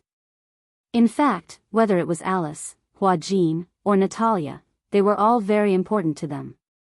After all, the hostages were their bargaining chips in the negotiations with the Hurricanes. Before the negotiations were successful, they naturally hoped that the hostages would live well. But the rice and water given to them every day was pitifully little. They were originally in a war-torn zone. When the war broke out, Jim also wanted to migrate, but they were caught between the anti-government armed forces and the Orthodox army, so they could not move an inch. So, they requested to negotiate with the Hurricanes. Because of the war, the clean rice and water they had was already very precious. Therefore, the food given to the hostages was naturally even less. Chapter 44-25. Hua Jin came back after being beaten up. As soon as the cultists left, he struggled to kneel on the ground and vomited a mouthful of blood. He raised his head and struggled to move in the direction of Alice based on his vague memory. His hands and feet were chained. In order to prevent him from escaping, his eyes were also covered with a black cloth. He moved to Alice's feet and leaned against the wall with his back against her. Alice stretched out her palm. Then, Hua Jin stretched out his finger and struggled to write on her palm stroke by stroke. Alice had a hard time trying to decipher the words with the help of his hand gestures. Hua Jin wrote a few sentences. Just now. Gong Jia had a video call with them to confirm whether we are still alive. It seems that he is ready to take action. Alice, don't give up. We will definitely live well. Alice took a deep breath and seemed to feel that the wounds on her face were gradually not painful. She stretched out her blood-stained finger and wrote on Hua Jin's palm. I will persevere. You must persevere too. Okay. We will definitely wait until Gong Jia comes to save us. Okay. The two of them struggled to rely on their hands and write on their palms, passing the message to each other. Natalia also woke up slowly. She opened her eyes and looked at the ceiling deck. The corners were full of cobwebs. Her stomach was growling with hunger, but she knew that it was not time for dinner yet. No matter how hungry she was, it would not help. Are we going to die? Natalia grumbled, feeling wronged. In fact, she was not afraid of death. Since she was kidnapped here, Hua Jin and Alice took care of her a lot. At least, she was spared from a lot of beatings. Under the protection of Hua Jin and Alice, she did not suffer much except for not being able to eat enough, sleep well, and wear warm clothes. However, it was because of this that Natalia was extremely distressed. Although she was still young, she knew very well how much Hua Jin and Alice had suffered for her. Because of frustration and guilt, she could not hold on any longer. If she could, she would rather bear the pain for Hua Jin and Alice. It was time to deliver food. Hua Jin and Alice had already figured out that there were guards around the confinement room. However, this group of guards was usually on duty for 12 hours. Moreover, after 12 hours, they would be replaced. However, Hua Jin and Alice's judgment of time had been completely blurred after being in the dark for many years. Just now, Hua Jin's head-to-head from the confinement room to another room. Because he had no idea what time it was. But he vaguely guessed that it should be time for the shift. At the same time, this also meant that this was the 4th day since they arrived. The 4th day, Hua Jin let out a silent sigh. Hua Jin, Alice lowered her voice and called him in a voice that was almost inaudible. Hua Jin turned his head and met her eyes. The window was nailed with wooden boards, but the morning light outside the window shone in through the gaps. With the weak light, Hua Jin saw that Alice's eyes were filled with worry. "Do you feel scared?" After all, it was not the first time Alice had encountered something like this. But for Hua Jin, it was the first time in his life that he had been kidnapped. "Scared, of course I'm scared." Chapter 44-26. Hua Jin was also a layman. He was not a saint, so he did not care about death. He was also afraid of death. He was even more afraid of such an inhumane death. When he closed his eyes, Romanka's tragic death still appeared in front of his eyes. Just thinking about that miserable scene made him want to vomit, as if there were countless things in his stomach churning. He was stunned and swallowed the things that had originally surged up his throat. He did not eat much to begin with. If he vomited some more, his body would not be able to hold on for much longer. Natalia finally could not take it anymore. She suddenly said, "Don't give me food anymore, okay?" Alice and Hua Jin looked at her in surprise. Natalia said, "I know that you have always wanted to protect me. Moreover, although you don't say it and always hide it, I have always known that you have secretly given me your food. Actually, there is no need. I don't need to eat so much. If you eat so little, you will definitely collapse." "Natalia," Alice smiled and said, "we are fine. Don't worry, I don't want to live alone." Natalia finally cried out in despair. After coming here for so long, she had been so strong that she had not shed a single tear.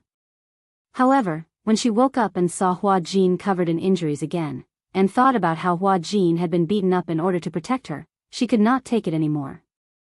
Her emotions broke down and she completely broke down. "I want to live with you. If anything happens to you, I won't be able to live either."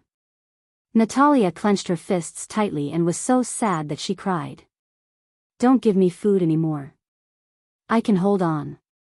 Let's live together, okay?" Hua Jin looked at Alice and was extremely touched by Natalia's words. Gratified. His Natalia was actually so gentle. In such a desperate situation, not every child could be so calm, indifferent to life and death, and even think about others. "Don't worry," Alice said, "we will definitely be able to wait until Gong Jia comes to save us." "Yes." At the mention of Gong Jia, Natalia's eyes lit up with hope. "He will definitely come and save us. We can't just give up like this. Don't be so dejected." "Yes." Reporting, young Master Jia. "Everything has been prepared. When do we set off?" "Young Master Jia, the 50 elites are all in position. I have also prepared all the supplies needed for the journey. We are just waiting for your orders." The harbor. A huge armed cargo ship was quietly docked at the coast. There were still people moving things back and forth onto the cargo ship. This cargo ship was carrying munitions worth tens of millions of dollars. Gong Xiaoying looked at the harbor, still in disbelief. He turned to look at Gong Jia and asked tentatively, "Are you really not going to consider adding more members?" 50 people? You are facing the Divine Temple sect, which has thousands of followers. Gong Jia smiled. "Like you said, it's 5,000 believers, not 5,000 soldiers. 50 people are more than enough to deal with 5,000 disciples. Of course, I don't think those 5,000 followers are that scary." Chapter 44-27. Gong Jia glanced at Gong Xiaoying expressionlessly and said casually, "You're wrong. They're allies." Gong Xiaoying was shocked, but he quickly calmed down. He knew that his son's ability to remain calm in the face of danger was what he was most proud of. No matter how dangerous the situation was, he could always turn it into a safe one. "My son never disappoints me." Gong Xiaoying patted his shoulder lightly. However, in a place like East Africa, it's best to be careful. At this time, Gong Jia was already fully armed. He was wearing a handsome combat uniform and a military-style windbreaker. However, his silver hair was dyed black.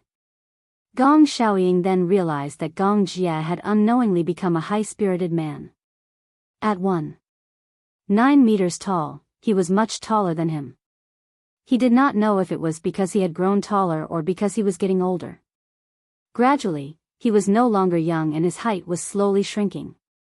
Do you think that when people get older, their height will also become shorter? Gong Xiaoying wanted to ease the tense atmosphere before departure, so he changed the topic. He asked half jokingly and half seriously. Gong Jia glanced at him coldly. Don't make such a lame joke. Ha. Alright, I'll stop joking. Gong Xiaoying pursed his lips and suddenly went forward to give him a big hug. Even Gong Jia was taken aback by this. Since they were young, Gong Xiaoying had always been reserved and not good at expressing his concern for him. This was the first time that Gong Xiaoying, as a father, had taken the initiative to hug him. His hug made his expression a little unnatural. Gong Jia awkwardly turned his head and cleared his throat. What's the matter? It's just a farewell. It's not like I won't be coming back. I'm just afraid that something will happen to you and I won't be able to see you again, Gong Xiaoying said sourly. After saying that, he even pretended to wipe his tears. Gong Jia looked at him coldly. You seem to be hoping that I don't come back. Since when? Then why do I feel like you're cursing your son? As a father, of course I hope that my son will be well. How can I hope that my son won't come back? Gong Jia was speechless.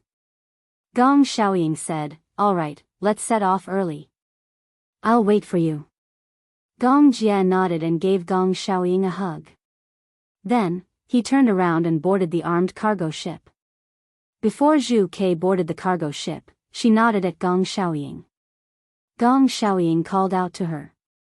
Vermilion bird. Yes. I'll leave little Jia's safety in your hands. Gong Xiaoying taking the initiative to talk to her made Vermilion bird feel very honored.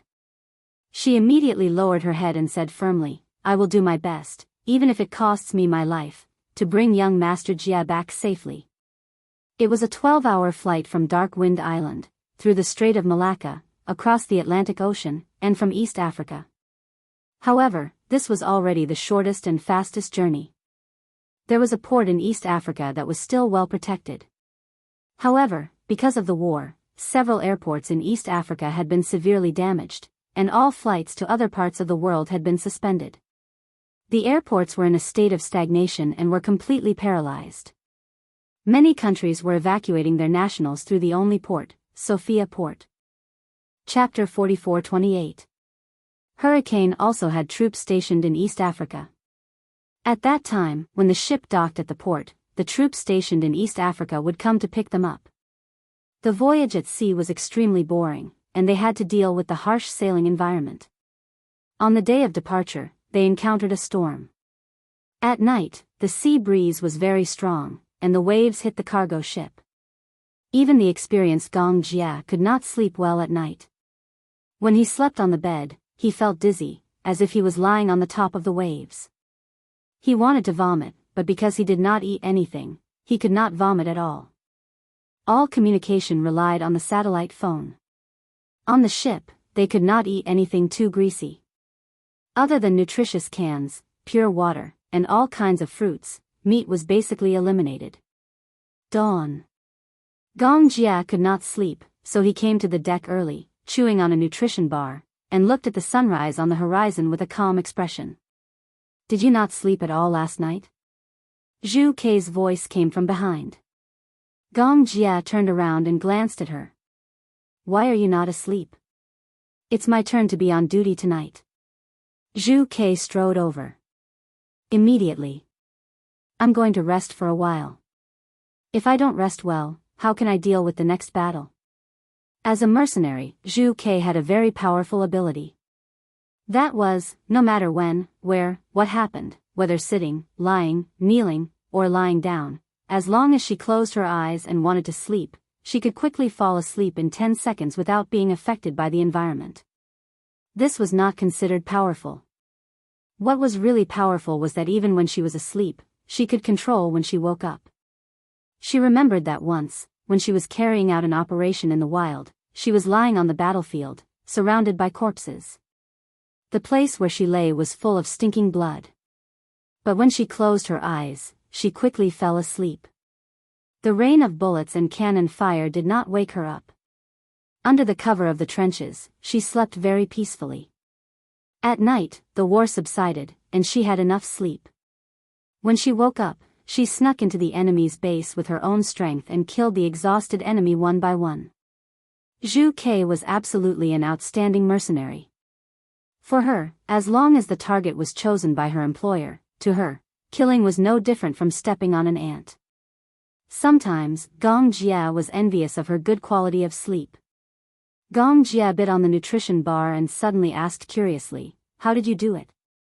"What?" "Sleeping when you want to, this is also a kind of ability." Sometimes, Gong Jia would have insomnia. Sometimes, he would dream of many people.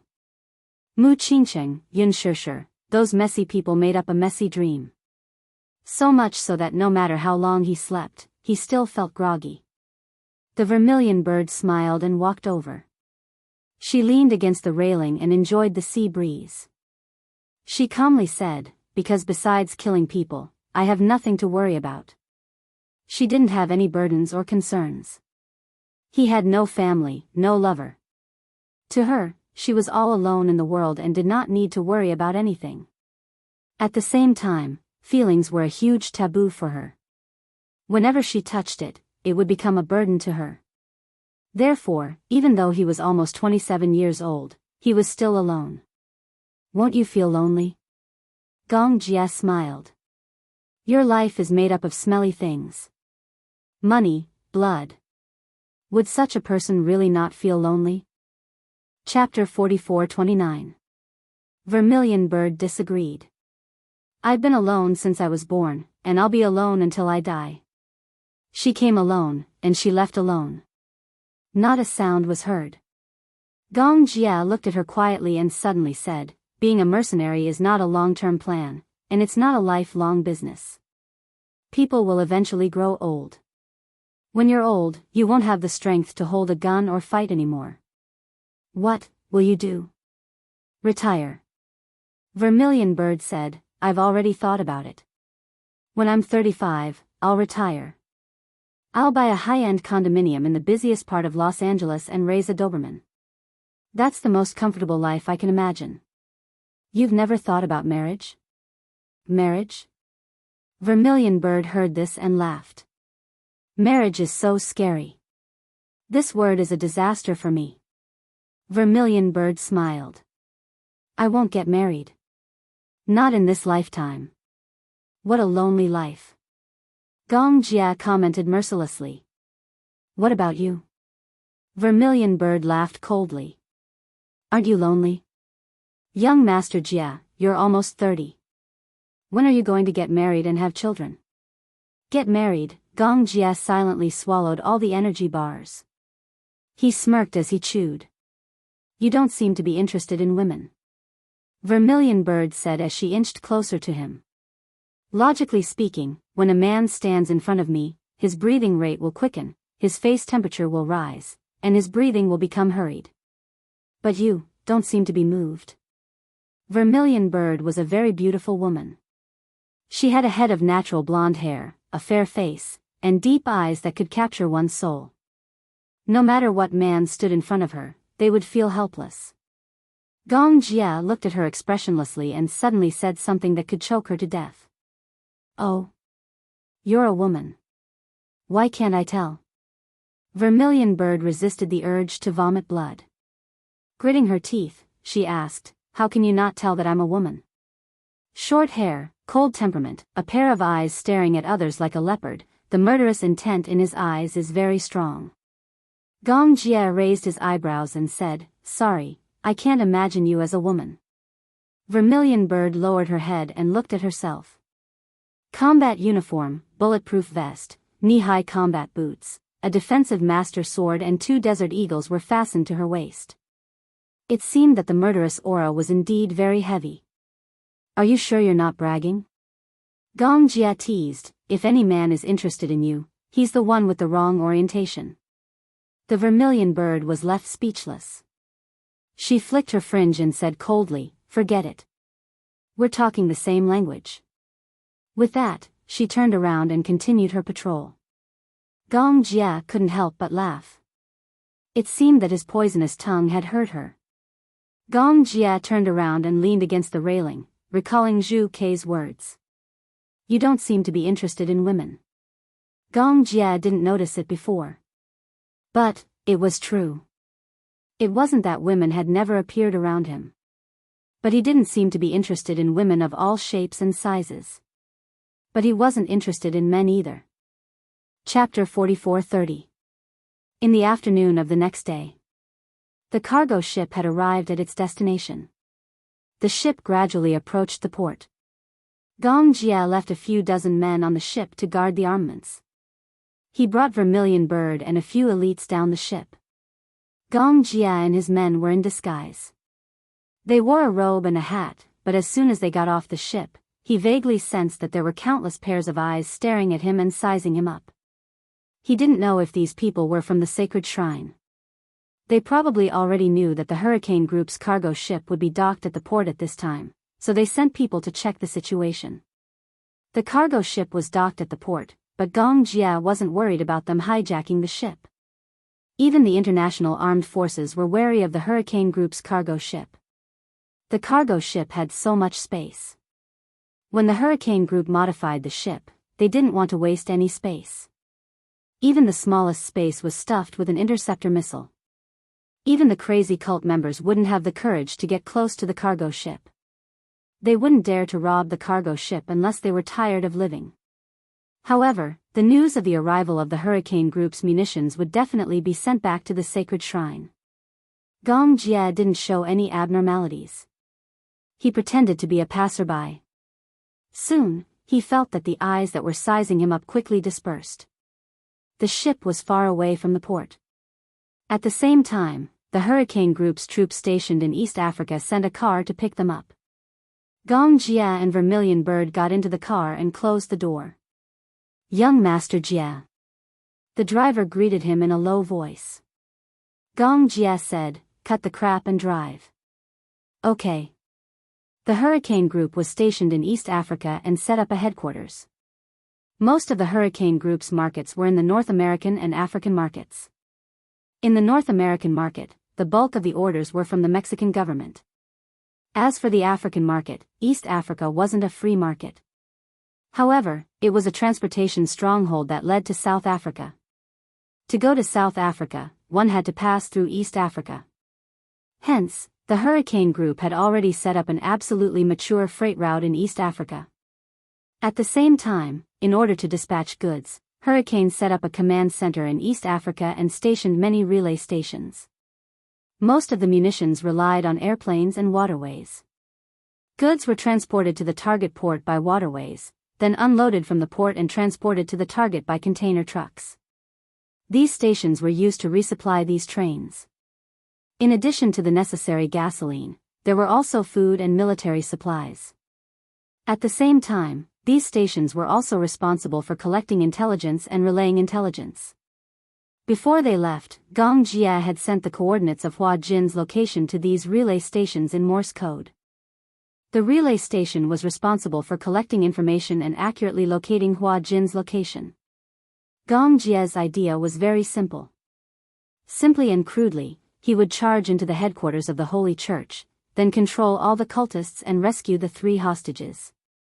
After that, the fate of the Sacred Hall would be handed over to the International Federation. Since he had already offended the Sacred Hall, Hurricane would not tolerate the existence of such a malignant tumor. However, the intelligence gathered by several relay stations made Gong Jia realize that this matter wasn't so simple. "I think the Sacred Hall has already transferred the hostages separately." Transferred separately? Chapter 44:31. The subordinate reported to him, "The 3 hostages have been transferred to different places." In other words, Gong Jia followed his words. Once one of the hostages is rescued, the Sacred Hall will get the news and the other two will lose their lives. Yes.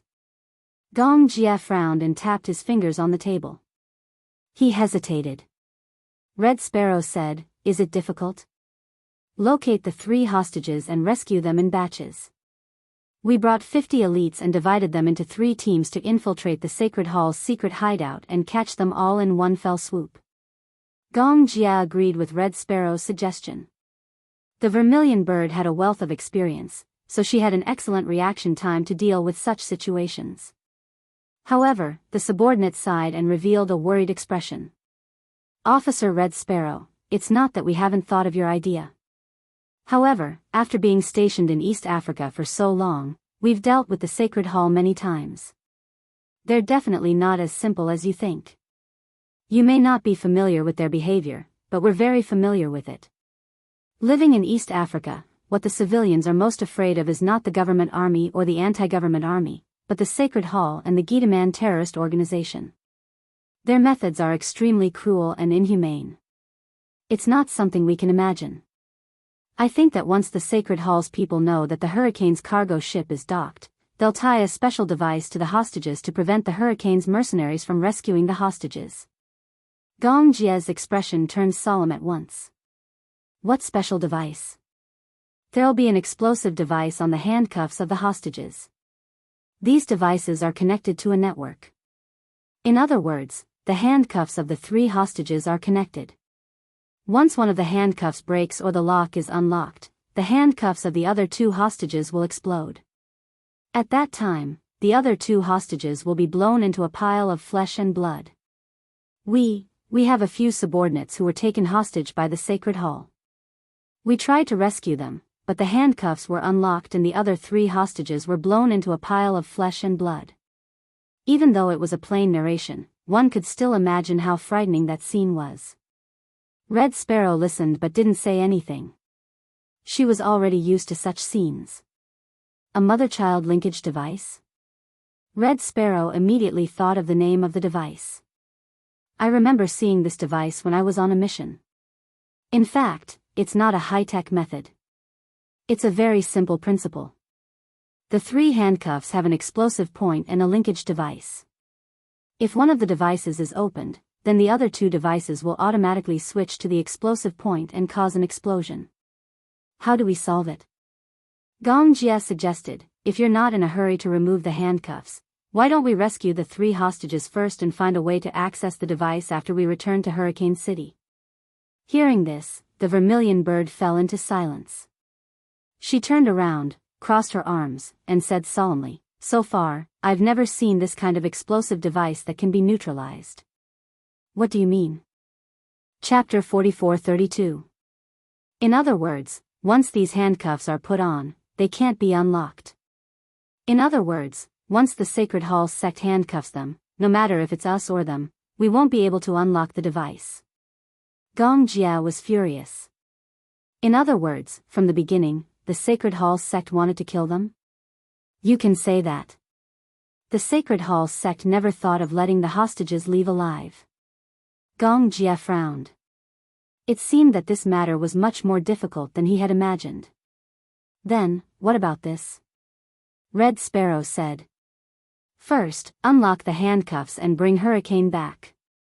There are so many people in Hurricane, can't they figure out a way to unlock it? When the time comes, as long as they figure out a way to unlock the handcuffs, it won't be too late to unlock them. In short, the most important thing is to get the hostages out of here safely." "That's true, but... Red Sparrow was finally impatient. "But what? Do you think that such a big hurricane can't even unlock a simple linkage device?" No, the man was obviously in awe of Red Sparrow. He said in a trembling voice, "When the linkage device is activated, it will start a countdown. This kind of linkage device has a time limit. Usually, it lasts for 7 days. If the handcuffs are not unlocked after 7 days, the linkage device will automatically explode, so..." Red Sparrow was completely stunned. She was also shocked by the cruelty and viciousness of the Sacred Hall sect. However, she had seen such things many times, so she was not surprised. Gong Jie's face was extremely gloomy. He had already guessed that the Sacred Hall sect was so arrogant and their way of doing things was quite extreme. When it came to dealing with hostages, they were inhumane. They didn't care about the hostages' lives. They only used them as bargaining chips. And they were so arrogant because of the value of these hostages. However, even if they knew that their rescue operation might be classified as useless, they would still try their best to save the hostages. Red Sparrow was also confused. I don't understand. They are so extreme. Aren't they afraid that we will give up on the hostages? At that time, Hurricane will target the Sacred Hall sect and launch a crazy revenge. Are they really not afraid of Hurricane?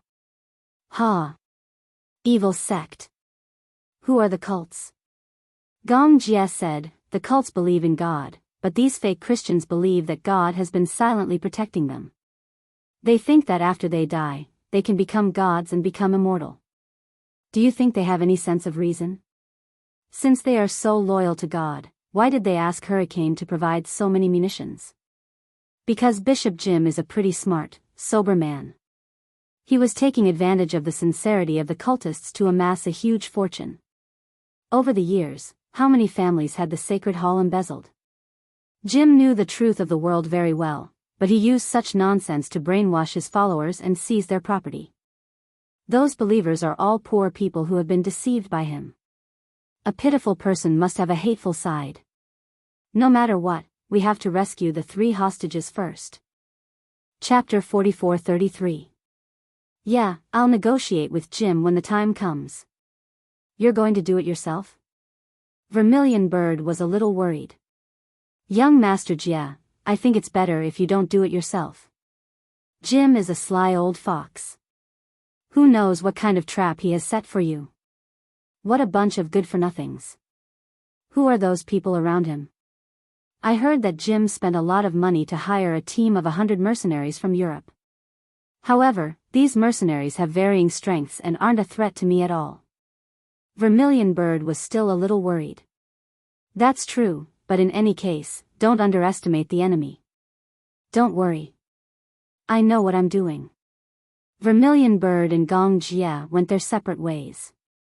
To rescue the hostages, they didn't need to bring a large number of people.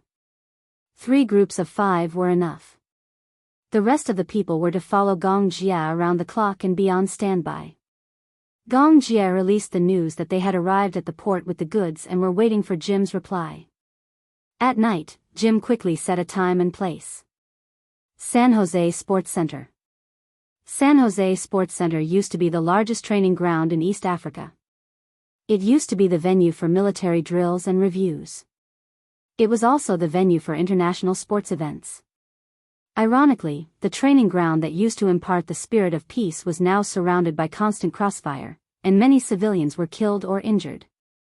The 5 rings that symbolized peace were still hanging at the top of the training ground. Gong Jie brought his men to the sports center. The sky gradually darkened. They had agreed on a time, but Jim still didn't show up even after a long time had passed. Perhaps his men had already arrived, but seeing that Gong Jie had brought his men here, he secretly investigated the situation. He was obviously worried that Gong Jie had brought a few thousand men with him. Jim, this old fox, was still rather afraid of death. Gong Jie turned around and said to the team of mercenaries responsible for his safety, "Go somewhere else. Don't stand here." "But, young Master Jie," Officer Vermilion Bird said, "Officer Vermilion Bird isn't here now. Besides, I'm the chief commander. You just have to listen to my orders." "But, didn't you arrange for snipers?" Gong Jie lowered his voice and asked, "Are the snipers on standby?" "It's on standby. I'm worried that Jim's side has also sent a sniper." "Where is the scout?" "Have him patrol the surroundings. Once he finds a sniper, kill him on the spot." "Yes, I understand." Gong Jie had arranged snipers around the training ground in advance.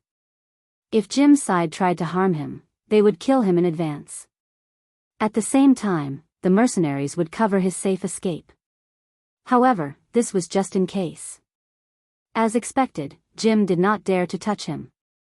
The mercenaries looked at each other and chose to listen to Gong Jia's orders, retreating to different places. It was just as Gong Jia had expected. Before long, Jim appeared with his men. Gong Jia sneered. This Jim was indeed a cunning old fox. He had been here for a long time, but when he saw such a big lineup, he felt afraid and didn't show up. A man walked over from afar, followed by a few strong bodyguards. Although they were dressed simply, Gong Jia knew that these were mercenaries disguised as evil sect members who were responsible for Jim's safety. Jim was dressed in a gray suit and leather shoes. He had a head of black hair and a deep outline. He was a typical white European. Chapter 44-34. You are the chief commander of Hurricane, Gong Jia? Jim came up and greeted him. Gong Jia was too lazy to talk nonsense with him. Where are the hostages? Don't be in such a hurry. Jim laughed. I've already made arrangements for the 3 hostages. When it's done, I'll return the 3 hostages to you.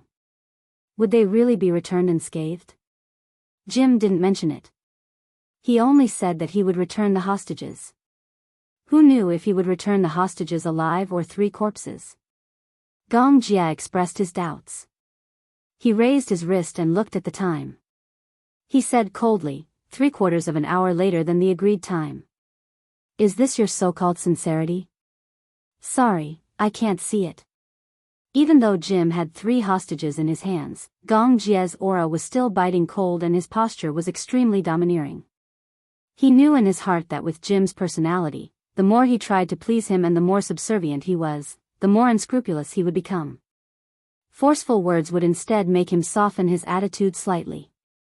Gong Jia was very good at reading people. When a person stood in front of him, he didn't need to talk. He could tell the person's personality just by looking at the expression between their eyebrows and the small details. When Jim heard this, he wasn't angry. Instead, he said humorously, you know, there's fighting everywhere now. It's already not easy for me to come to the agreement alive. Heh. Gong Jia asked again, where are the hostages? Jim was silent for a while. He looked at Gong Jia warily. Although he was alone, he had already sent people to check before he came. A group of mercenaries had escorted him here. This meant that these mercenaries were hiding in a hidden corner. If they did anything to him, then the mercenaries hiding in the dark would shoot him dead at any time. Gong Jia's tough attitude was the perfect proof. I'll give you the goods at the same time. Jim had no intention of backing down. I have to see the goods, verify them, and count them. Only then will this deal be valid. After a pause, he said, however, I can't let Hurricane's people come here for nothing. I can't take so many goods for nothing. You see. He gave him a look. One of his men immediately brought up an iron suitcase and placed it in front of Gong Jia. If Zhu Ke was by Gong Jia's side at this time, she would definitely be on high alert. This was because no one knew what was inside the iron suitcase. However, Gong Jia did not expect that there would be any dangerous devices in the box. It would do Jim no good to kill him. Jim's goal was very clear. It was the order worth tens of millions of dollars. Gong Jia's life meant nothing to him.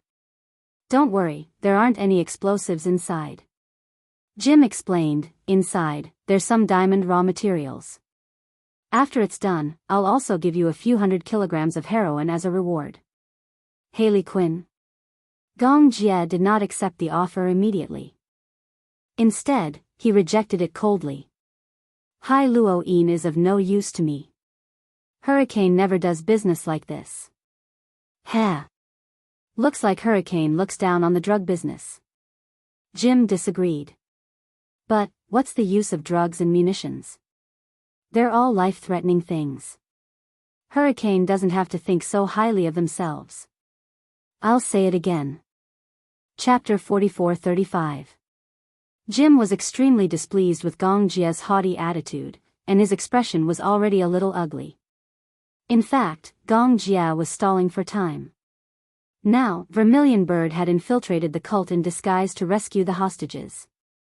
Given Jim's character, he would definitely send the most capable mercenaries to his side.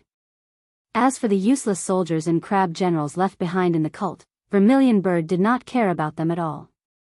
Vermilion Bird had very strong anti-reconnaissance and investigative abilities. She would definitely be able to lead her men to rescue the hostages as soon as possible.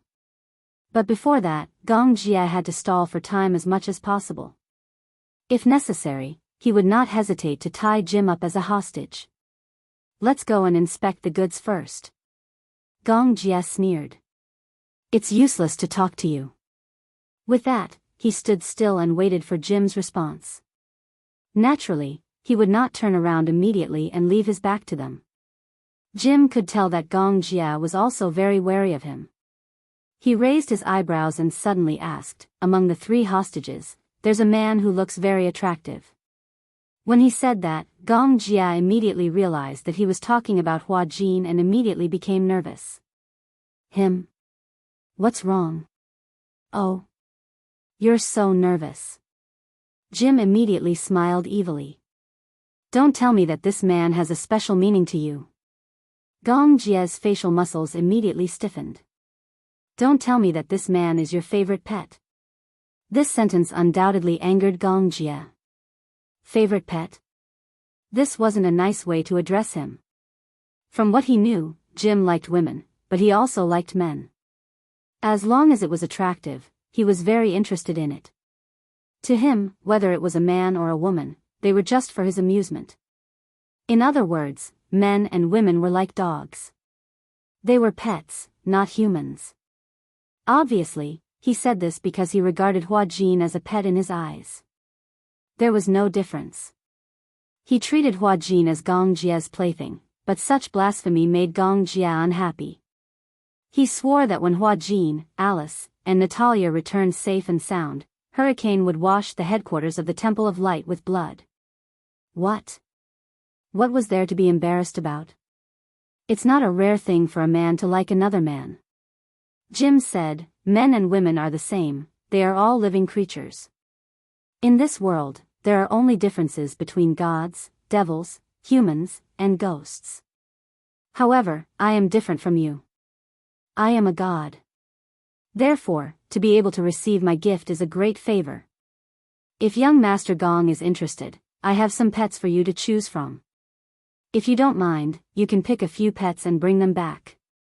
It's not impossible. It's also a gift from me to Hurricane. Gift, favor? What a disgusting metaphor. Gong Jia's face was full of disgust, but he didn't show it. He said indifferently, it's getting late. I think you should also want to check the goods as soon as possible and then finish this business. Everyone's time is precious. Don't waste it on these boring things. Huh, okay. Are the goods at the port? The port. It doesn't seem safe to trade at the port. Jim was also thinking. Why don't we transport the goods here? It was too risky to haul the goods back from the port. Chapter 44:36. Impossible. Gong Jia rejected him directly. He had no intention of handing these goods over to Jim. Doing this was just a delaying tactic. He was stalling for time so that Vermilion Bird would have more chances to rescue the hostages.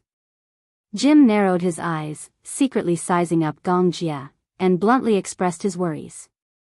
If I follow you to the port, I don't know if you have any troops stationed there. When I reach the port, if I am ambushed by your men, wouldn't it be a waste? I won't take the risk like this. Gong Jia smirked. If I have any thoughts about you, I can get rid of you right here. Oh. How can you guarantee that? Gong Jia smiled coldly, and then he snapped his fingers lightly. The next second, the mercenary standing closest to Jim was shot in the head by a sniper in the distance. The whistling bullet instantly penetrated the mercenary's head, and the warm blood splashed on Jim's body. The corner of his mouth that had not yet cooled down was stained with a trace of blood at the same time. Jim suddenly froze. Gong Jia raised his eyebrows. Is this enough to prove it? The mercenaries beside Jim reacted quickly, and almost at the same time, they pointed their guns at Gong Jie. Gong Jie had both hands in his trouser pockets, and in the face of the other party's hostile aura, he appeared indifferent. He did not think that Jim would dare to let these mercenaries shoot. And the more calm Gong Jie was, the more restless Jim became. He waved his hand and roared, "Damn it! Put down your guns. Do you want to kill me?" If they fired at Gong Jie, before Gong Jie fell, he would have been shot dead by the sniper in the distance. Jim was scared to death.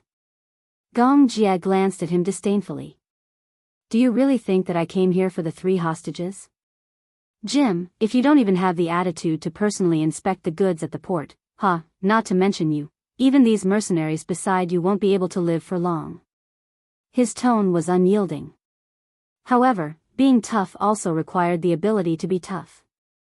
Jim knew very well that Gong Jie had the right to be tough. However, he was also certain that Gong Jie would not kill him so easily. He already knew this before he rushed over. This time, what awaited him was not a deal, but a game between the two sides. Jim also vaguely realized that perhaps the Gong Jie was stalling for time. At this moment, he might have already sent out troops to search for the 3 hostages. However, he was also very sure that the lives of the 3 hostages were in his hands. This was also the last bargaining chip in his hand. "Gong Jie, I can go with you to the port, but I'm warning you, you better not play any tricks. Otherwise, if anything happens to me, those 3 hostages will definitely not be alive." Gong Jie had sent out Vermilion Bird. Even if he managed to find the hostages, he had to break through the encirclement of the heretics. If he managed to kill his way out, then Gong Jie would become a wanted criminal by the peacekeeping forces. Although they were members of an evil sect, they did not have the right to be shot to death. Gong Jie's expression was very ugly. He only prayed in his heart that Vermilion Bird could find the 3 hostages as soon as possible. "Lead the way to the port." Jim took a step back. Chapter 44-37. Vermilion Bird's voice could be heard clearly through Gong Jie's earpiece. "Young Master Jie, we've found Natalia." Gong Jie secretly heaved a sigh of relief when he heard that. However, he didn't show it, and he didn't dare to let his guard down. When they arrived at the harbor, the cargo ship immediately brought down a ladder. Gong Jie turned around and said to Jim, "The ship is full of firearms. For safety reasons, all of you should unload your guns and board the ship." "Unload our guns?" Jim finally couldn't take it anymore. "Heh, Gong Jie, you can't be thinking of kidnapping us as hostages, right?"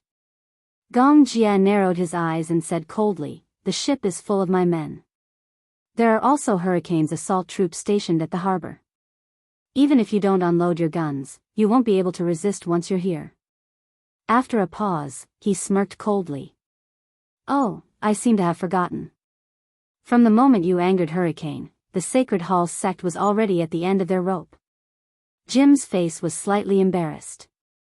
The muscles on his face twitched slightly. Thus, he turned around and waved his hand lightly. The dozens of mercenaries looked at each other, somewhat unwilling. They were mercenaries who risked their lives. They couldn't go against their employer's orders. But, if they had to gamble their lives for a few $100,000, and it was a meaningless gamble, they were unwilling. In their eyes, their lives were more important than benefits. The most outstanding and most useless mercenary organization in the world was Mercenary Paradise, which belonged to Hurricane Group. The mercenaries who came from Mercenary Paradise were all veterans who had fought in various battlefields all over the world. Some of them were even young mercenaries who had undergone high-intensity training since they were young. They were loyal to Hurricane and wouldn't hesitate to risk their lives for it. Hurricane's benefits were far more important than their lives. Not every mercenary was willing to risk their lives for their employer, especially when it was obvious that it was dangerous. As mercenaries, they couldn't unload their guns in front of their enemies. Unloading their guns was like a tiger that had lost its claws and teeth, becoming a weak beast. "Sorry, employer, we can't unload our guns." The mercenaries took a step back. In the night, everyone's face was filled with resistance. Jim looked around and said fiercely, I've paid you guys. You have to protect me. There's a clause in the agreement. If it's an unnecessary risk, we can refuse to carry it out. Jim was fuming. At that moment, he had become a trapped beast in Hurricane's hands. He turned around and looked at Hurricane with a pale face. For some reason, he suddenly sneered and raised his hands. Instead of letting my mercenaries unload their guns, why don't you just tie me up? How about that? What? The man was a little surprised. I don't think Hurricane came here with any sincerity at all. This matter. Sect leader? Upon hearing this, Gong Jie realized that things were developing in an unpredictable direction. Sneering, Jim casually picked up the satellite phone and dialed a number. With a look from Gong Jie, one of the mercenaries behind him immediately rushed out and pinned Jim to the ground. In the blink of an eye, he had him pinned to the ground with his hands behind his back. However, the call had already been made. Chapter 44:38. The three hostages were in danger. Before Gong Jie could react, the mercenaries behind him pushed him to the ground and shielded him with their bodies. On the other side, Jim's mercenaries also raised their guns. Tut tut tut, tot-a-tot. The sound of rifle fire was heard and sparks flew everywhere. The sound of bullets piercing through bodies could be heard from time to time. Gong Jie let out a muffled groan as he felt a bullet in his back. In the midst of the sparks, the close-range battle lasted for a minute. In just a short minute, the mercenaries on Jim's side were completely annihilated by Gong Jie's mercenaries. In the blink of an eye, the port was covered in a river of blood. They couldn't even withstand a single blow. Gong Jie stood up and heaved a sigh of relief. Taking off his bulletproof vest, he pulled out a bullet shell from his back and smashed it on the ground. Because of the bulletproof vest's protection, it only grazed his skin a little. Jim was already pinned to the ground. Gong Jie walked towards Jim and said, "Do a head count." He walked to Jim's side and stepped on his body with his military boots. Expressionlessly, he snatched the satellite phone from his hand and hung it up without hesitation. Reporting, Young Master Jie. We've done a head count. No team members are dead, but 2 are injured. Is it serious? It's not serious. Gong Jie put on his earpiece and called Vermilion Bird. Soon, Vermilion Bird picked up the call. Vermilion Bird, how's the progress? Young Master Jie, we found the 3 hostages safely and are on our way back. Did everything go well? It went well. We didn't lose any team members, but a few of my team members and I were injured. Is it serious? It's not fatal. What about you? How's it going? Everything went well. It went so smoothly that it made one's heart palpitate. The whole thing went too smoothly. In fact, it went so smoothly that it was unbelievable. Gong Jie caught a glimpse of Jim, who was pinned to the ground, from the corner of his eye. A sly smile gradually appeared on the latter's face. Instantly, his temples throbbed violently. For some reason, this smile was a little creepy and made one feel uneasy. He grabbed Jim and went straight to the point. You're not Jim. Who are you? What? Young Master Jie, didn't I hear that your subordinates brought the hostages back safely? However, do I need to remind you that your wishful thinking seems to have gone wrong? Sect Master had long expected that you would not obediently fulfill the deal. Who are you? Gong Jie was getting more and more annoyed. Even though the information reported from the other side was that they had safely evacuated with the 3 hostages and were on their way back. However, he had a feeling that things weren't that simple. He. Jim's smile became even more dazzling. Gong Jie was certain that this man was definitely not Jim. He grabbed him by the collar and asked coldly, "Who the hell are you?" Before Jim could speak, his satellite phone suddenly rang. Gong Jie looked at the satellite phone in his hand and felt a boundless chill seeping into his body. His limbs immediately became incomparably cold and his scalp numbed. Answer it. Why aren't you answering it? Jim urged him on. Gong Jie answered the call. On the other end, a middle-aged man's deep and sinister voice could be heard. "Young Master Jia, how have you been?" "Jim." Was the person on the other end the real Jim? Chapter 44-39. How could the real Jim show up so easily? "Your subordinates rushed into my territory and killed several of my followers. May I ask, how should I settle this debt with you?" On the other end, the man's voice was filled with displeasure, but his calm tone made people feel even more terrified. Gong Jia frowned. Originally, he thought that since Hua Jin and the others had been brought back safely by the vermilion bird, then, in front of Jim, he should naturally have some confidence. However, for some reason, hearing Jim say this made his hair stand on end. "I hate disobedient children the most."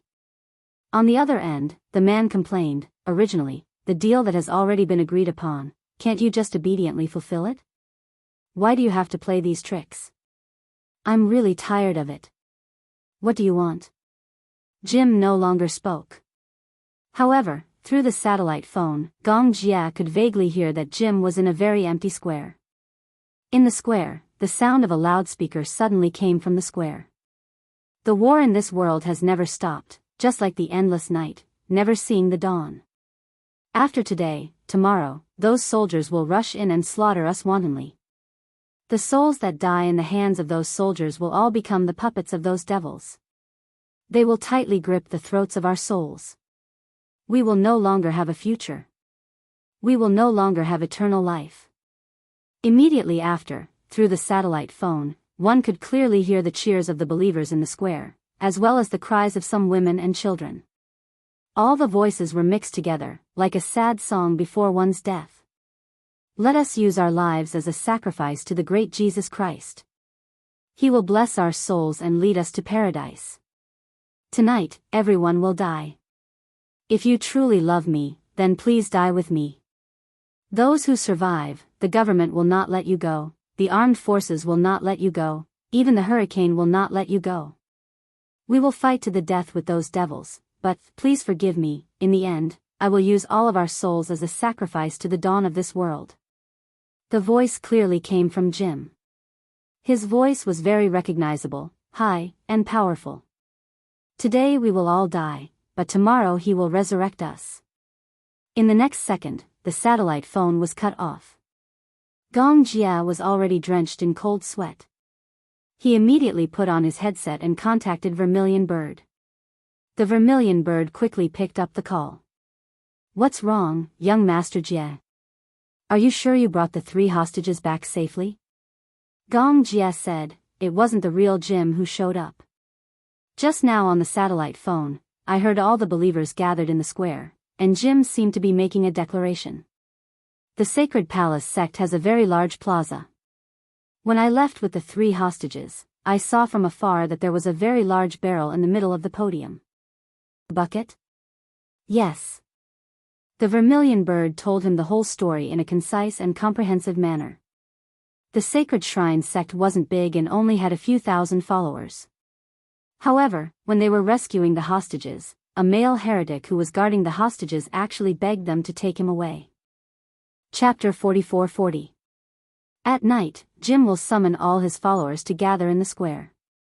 Everyone will drink the highly toxic strawberry juice and commit mass suicide. Moreover, he will burn a living person as a sacrifice before dawn. At this point, Red Sparrow suddenly shuddered. She turned around abruptly and looked at the 3 hostages in the back seat. She had been in such a hurry that she had not checked carefully. Zhu Ke frowned. She immediately pulled out the dagger tied to her thigh and neatly cut a hole in the cloth bag. Natalia let out a muffled groan.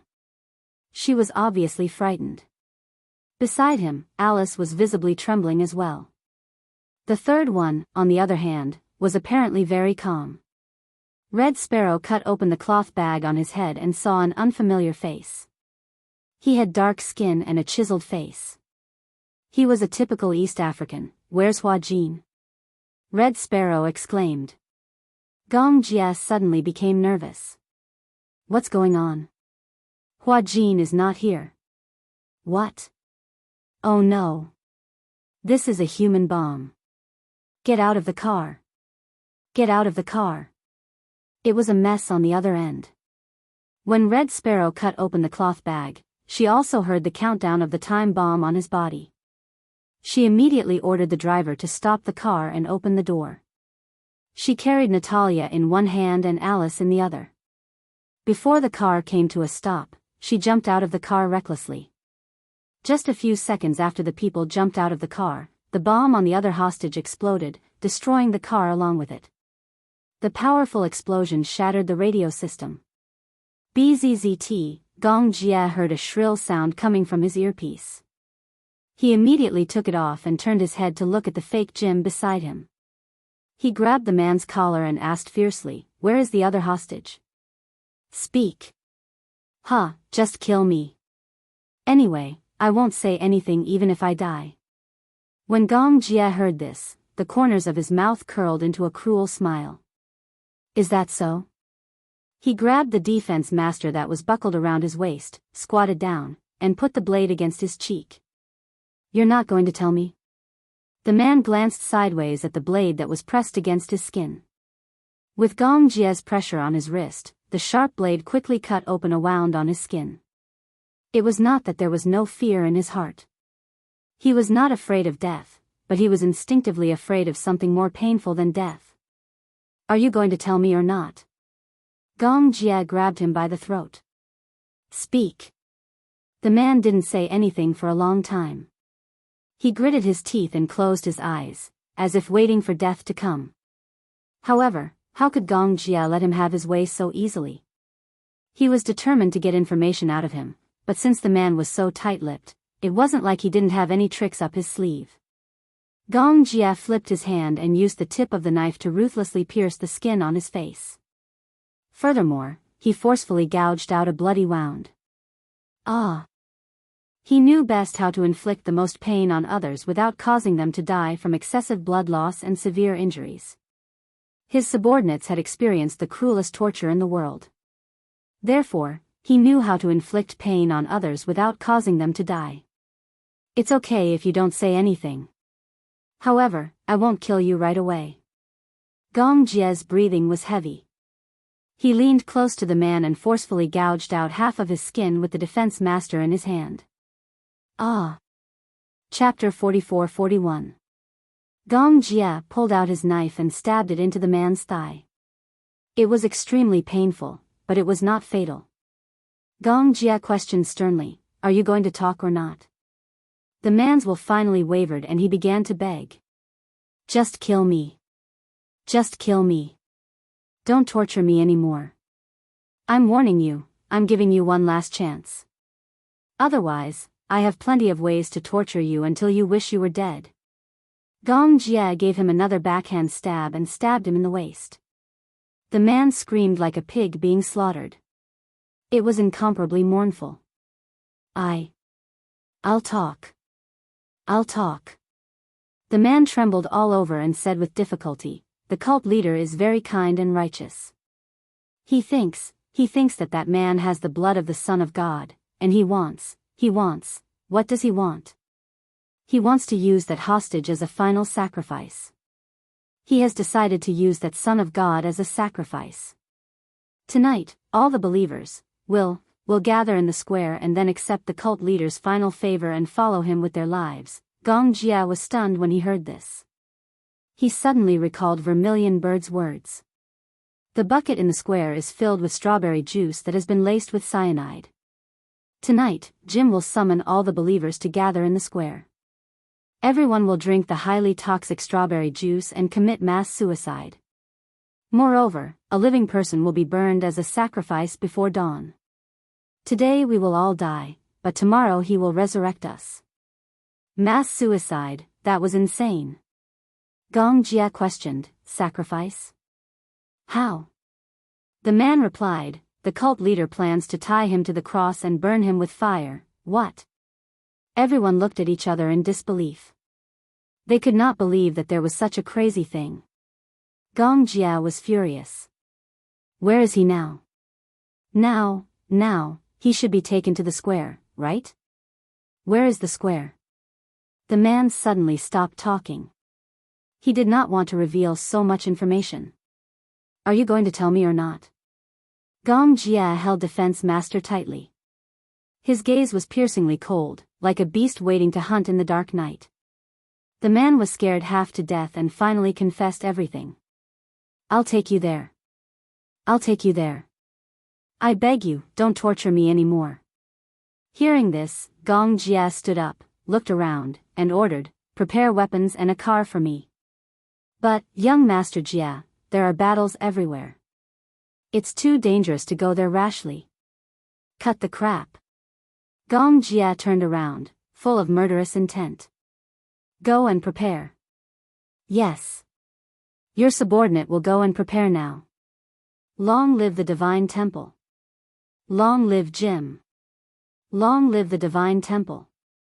Long live the Saint. Hua Jin was awakened by a group of majestic roars. He opened his eyes in a daze. Before he fully regained consciousness, he saw a huge square in front of him under the moonlight. In the square, a group of believers gathered together. Some were carrying babies while others were supporting each other.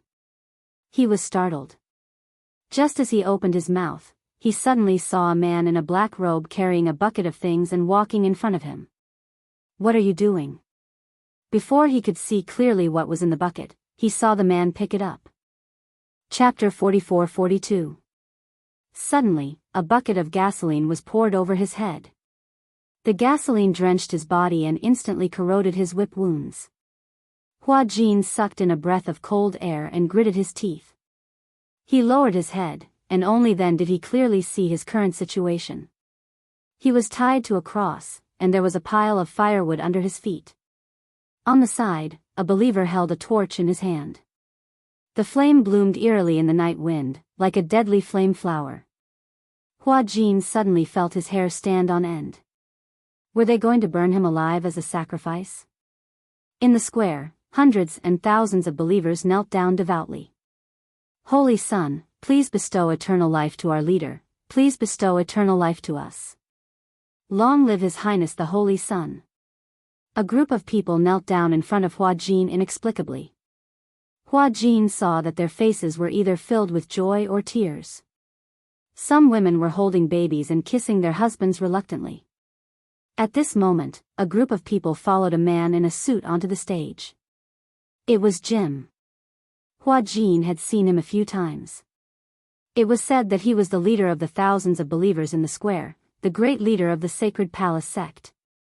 Jim stood on the podium, and for the last time, he faced all the believers and gave a speech. Tonight, here, everyone will die. If you really love me, please be sure to die with me with dignity. In the future, the Lord will bless your souls with eternal life. In the bucket in the middle of the podium, there is strawberry juice with hydrogen chloride. Hydrogen chloride? Hua Jin suddenly felt a chill run down his spine. That was highly toxic. Even a small amount of hydrogen chloride was enough to kill. Moreover, death would be quick. Although it would be less painful, but, were these people crazy? Were they trying to stage a mass suicide? Hua Jin was puzzled. He knew too little about this world. He did not understand why these crazy people would choose to commit mass suicide when they were living well. Great leader. Please allow me to make a request, okay? At this moment, a woman suddenly stood out from the square. She wore a headscarf and walked to Jim with tears streaming down her face. She first knelt down and kowtowed devoutly. Then, she drew a cross on her chest. Sect Master, I have a child. She turned around, and immediately, a man stood up. He looked like her husband, and he was holding a baby in his arms.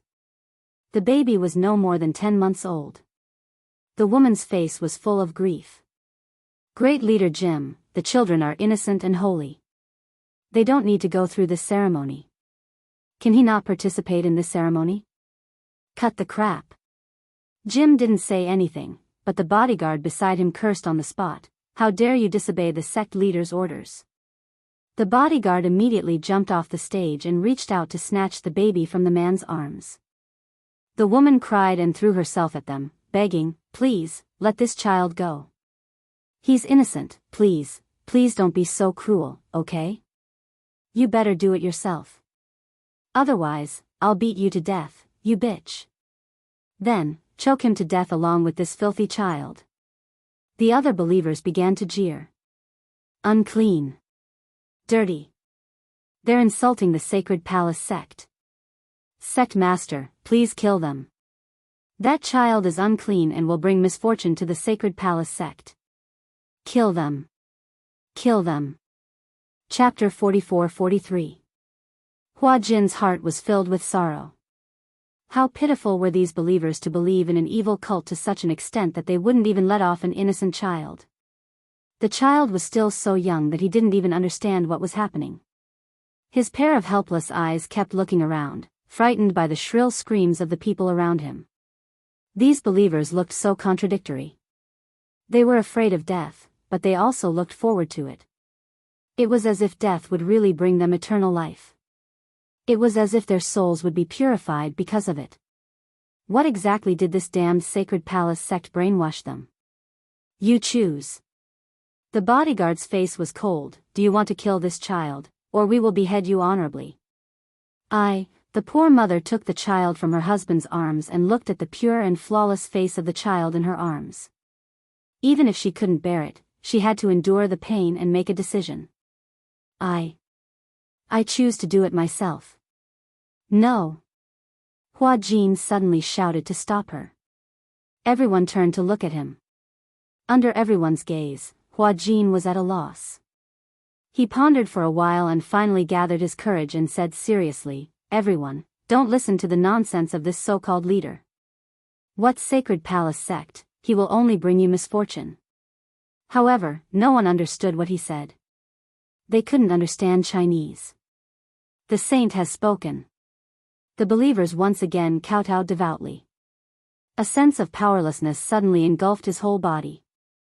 Hua Jin could only watch helplessly as the mother let out her last sorrowful wail.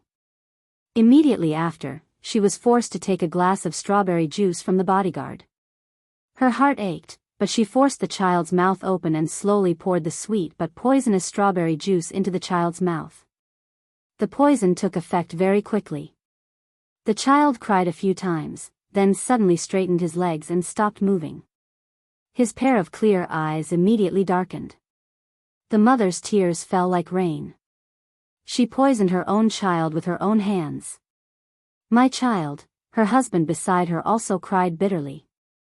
There was nothing more painful than killing your own child with your own hands.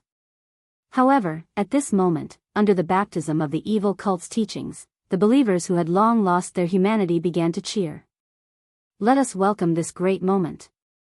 As soon as he finished speaking, believers continuously walked up to the podium, picked up the strawberry juice, and drank it in one gulp. An old man began to resist. I don't want it. I want to leave this place. I don't want to die. I don't want to drink that. He finally had a mental breakdown. He struggled continuously, pushing aside the crowd in an attempt to escape. However, a believer pushed him to the ground and a few people stepped on him. Another believer brought strawberry juice and forced it down his throat. How could a powerless old man be a match for these crazy believers? He was forced to drink the strawberry juice. He convulsed and fell to the ground. Then, he stopped moving. One after another, believers drank the strawberry juice, and more people went up to the stage to receive it. In the blink of an eye, many people in the square had fallen. The night breeze blew gently, as if something was wailing mournfully. Hua Jin watched as the believers drank the strawberry juice, but he was powerless to change the situation. Chapter 44-44. Hua Jin did not expect such a thing to happen in this peaceful era. He also did not expect that the world was not as peaceful as he thought it was. He had always lived in a peaceful country. It was hard for him to imagine such cruel things. Now, this tragic scene was playing out in front of him. Perhaps it was because the smell of gasoline on his body was too pungent, but he suddenly felt nauseous.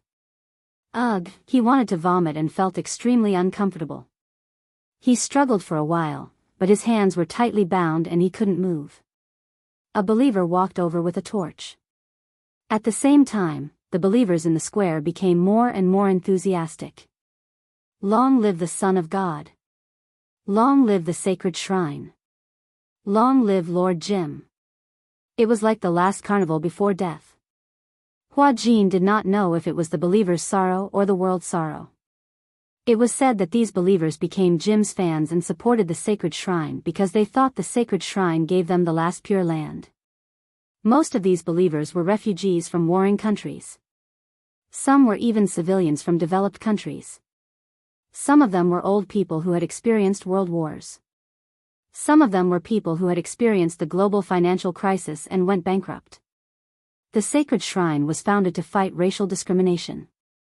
Jim was enthusiastic about helping the poor, but he was rejected by some stubborn conservatives in the church. Therefore, Jim decided to build his own church, a sacred church that was truly free and equal. A church that even black people could enter. In the beginning, racial discrimination became more and more severe. Many black people worshipped him as Jesus Christ. He went door to door to collect donations and sold small animals.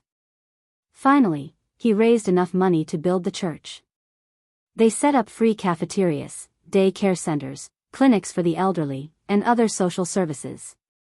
However, later on, the sacred shrine became more and more different from traditional Christianity. Its teachings were gradually distorted. Later, Jim moved the core believers to Siena in East Africa. He promised the believers that it would be a tropical paradise without the evil of the outside world. Most of the core believers followed him to Siena. They were forced to work according to Jim's instructions.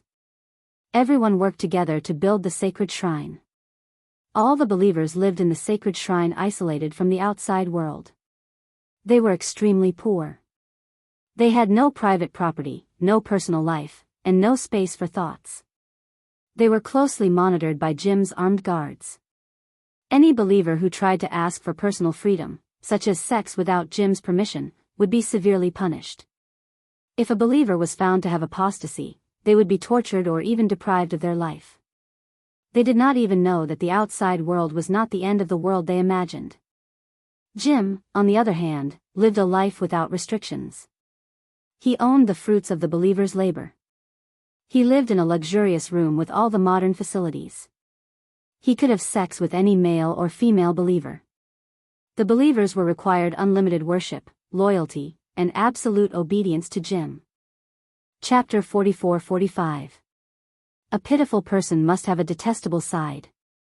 Ignorance was also a sin. Hua Jin's heart gradually sank into despair. He thought that Alice and Natalia should have been rescued. What he was about to face was probably death.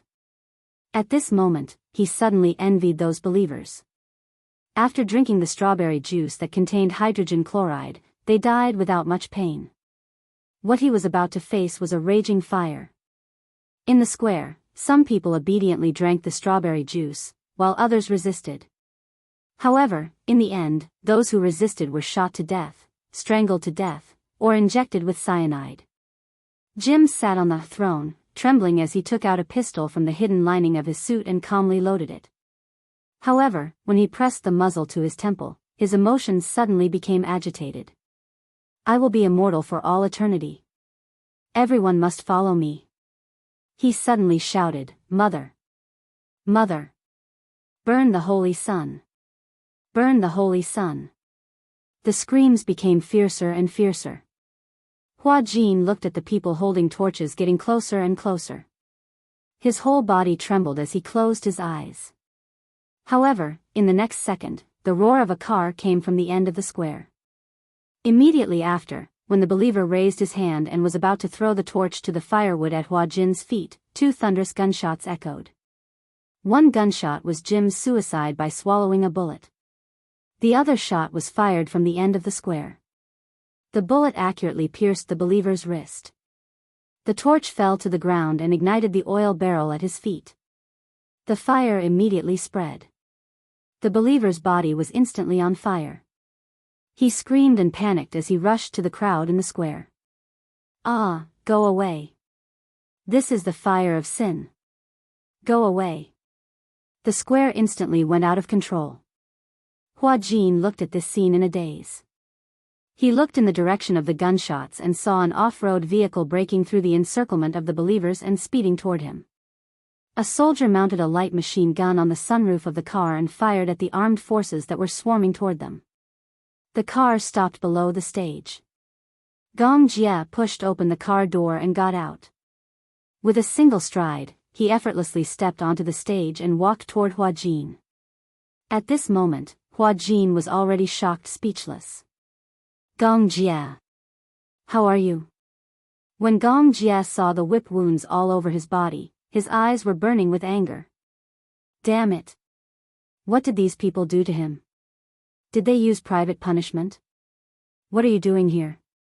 It's too dangerous here. If I didn't come, you would have died. But what? Shut up. Gong Jia had a murderous look on his face. His murderous aura was so strong that Hua Jin didn't dare to speak for a while. Gong Jia had just untied the ropes around his arms when Hua Jin caught sight of a believer walking toward Jim from the corner of his eye. At this moment, Jim had already fallen on his cult leader's throne and shot himself. Only his cold body was left. The believer took the gun from Jim's hand and reloaded it. Then, he aimed it in the direction of Hua Jin and Gong Jia. Beneath their feet was firewood soaked in gasoline. Once the bullet hit the firewood, it would explode violently. Danger. The moment the believer opened fire, Hua Jin suddenly pushed Gong Jia to the side. Chapter 44-46. Gong Jia climbed up nimbly, grabbed Hua Jin's collar, and jumped off the stage.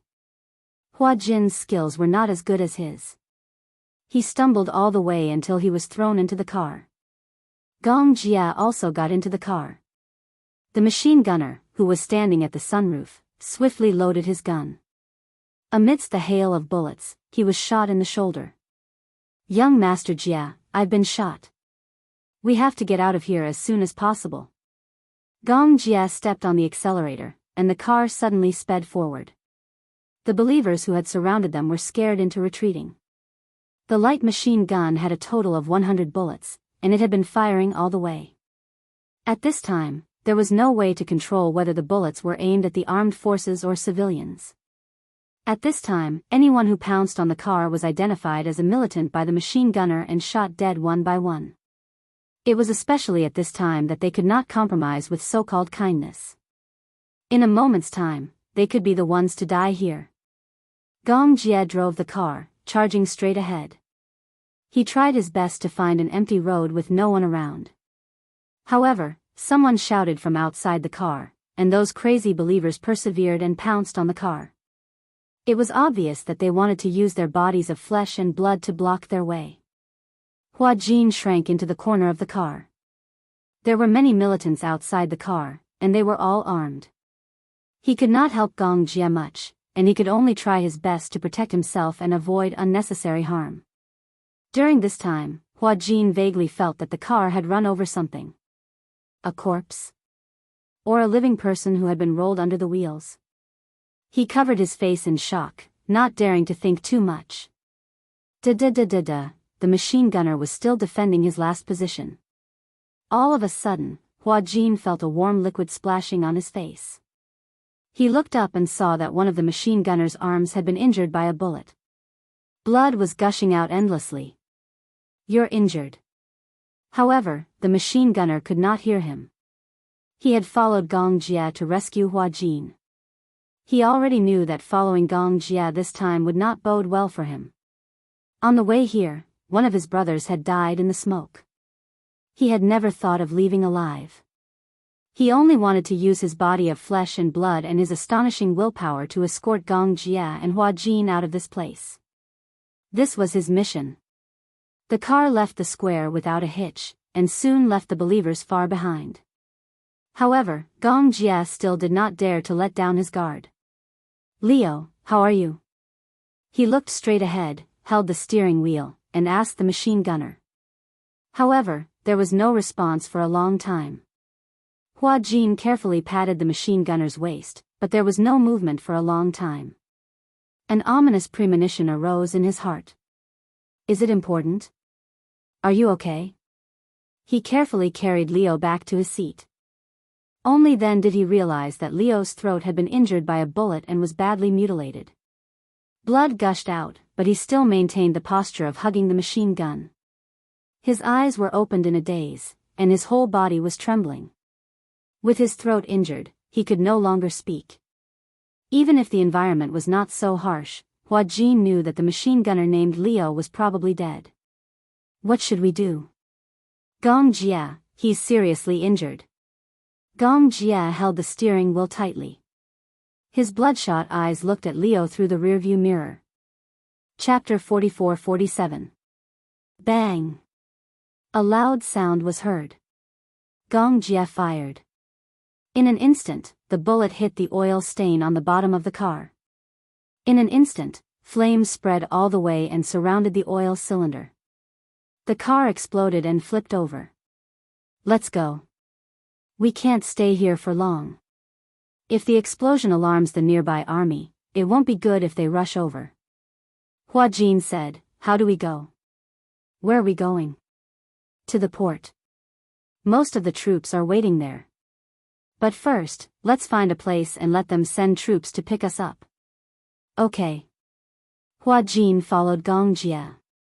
He knew in his heart that most of East Africa had fallen into the smoke of war. Originally, it was only a small-scale battle. However, it had evolved to a larger and larger scale. The car rampaged all the way. Along the way, Hua Jin watched the car pass through the rain of bullets. It was hard to imagine that if they were a step later, they would be completely surrounded by the armed forces. At that time, the consequences would be unimaginable.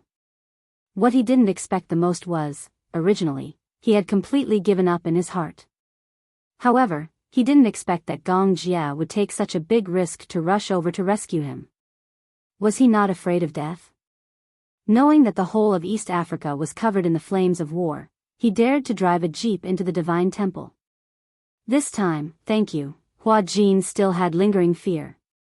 He didn't hide his gratitude at all. Gong Jia turned around and glanced at him. What are you thanking me for? Thank you for rushing over to save me. Humph. Gong Jia became arrogant. Do you think I rushed over here to save you? What else?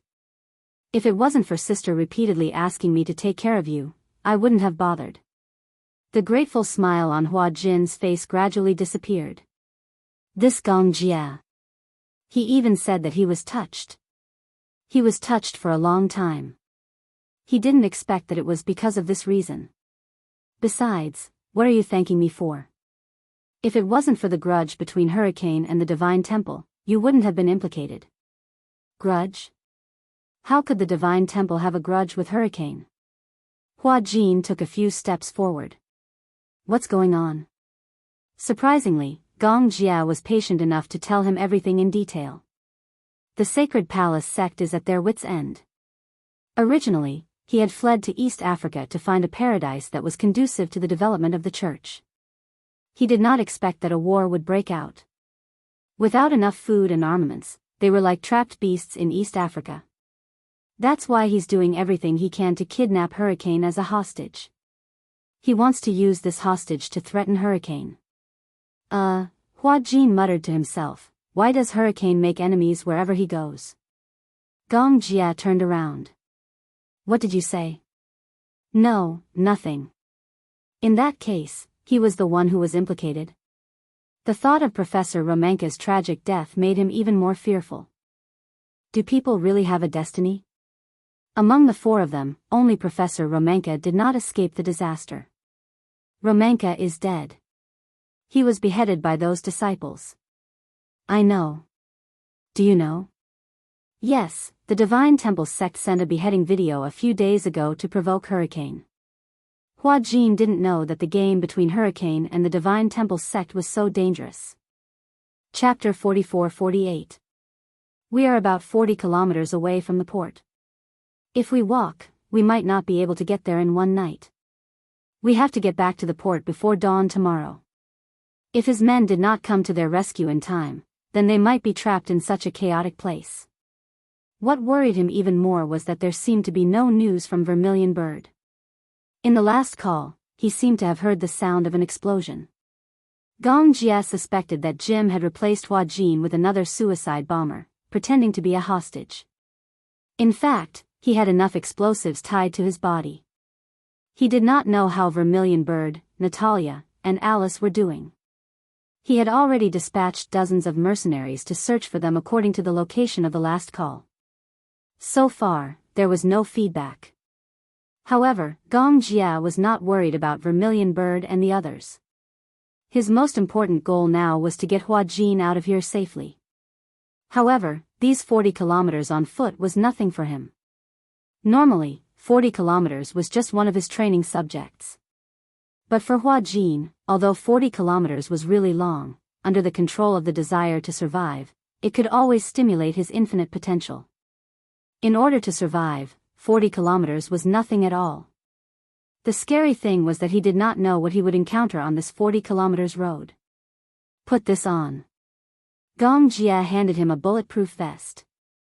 Hua Jin took it, but did not expect the bulletproof vest to be far heavier than he imagined. Why is it so heavy? Because it is a bulletproof vest. Is it? Hua Jin said, I have seen bulletproof vests before, but they are not this heavy. Hua Jin put on the bulletproof vest and muttered, this is like making me walk 40 kilometers with this weight. It's killing me. Of course, a normal bulletproof vest is not this heavy. Why?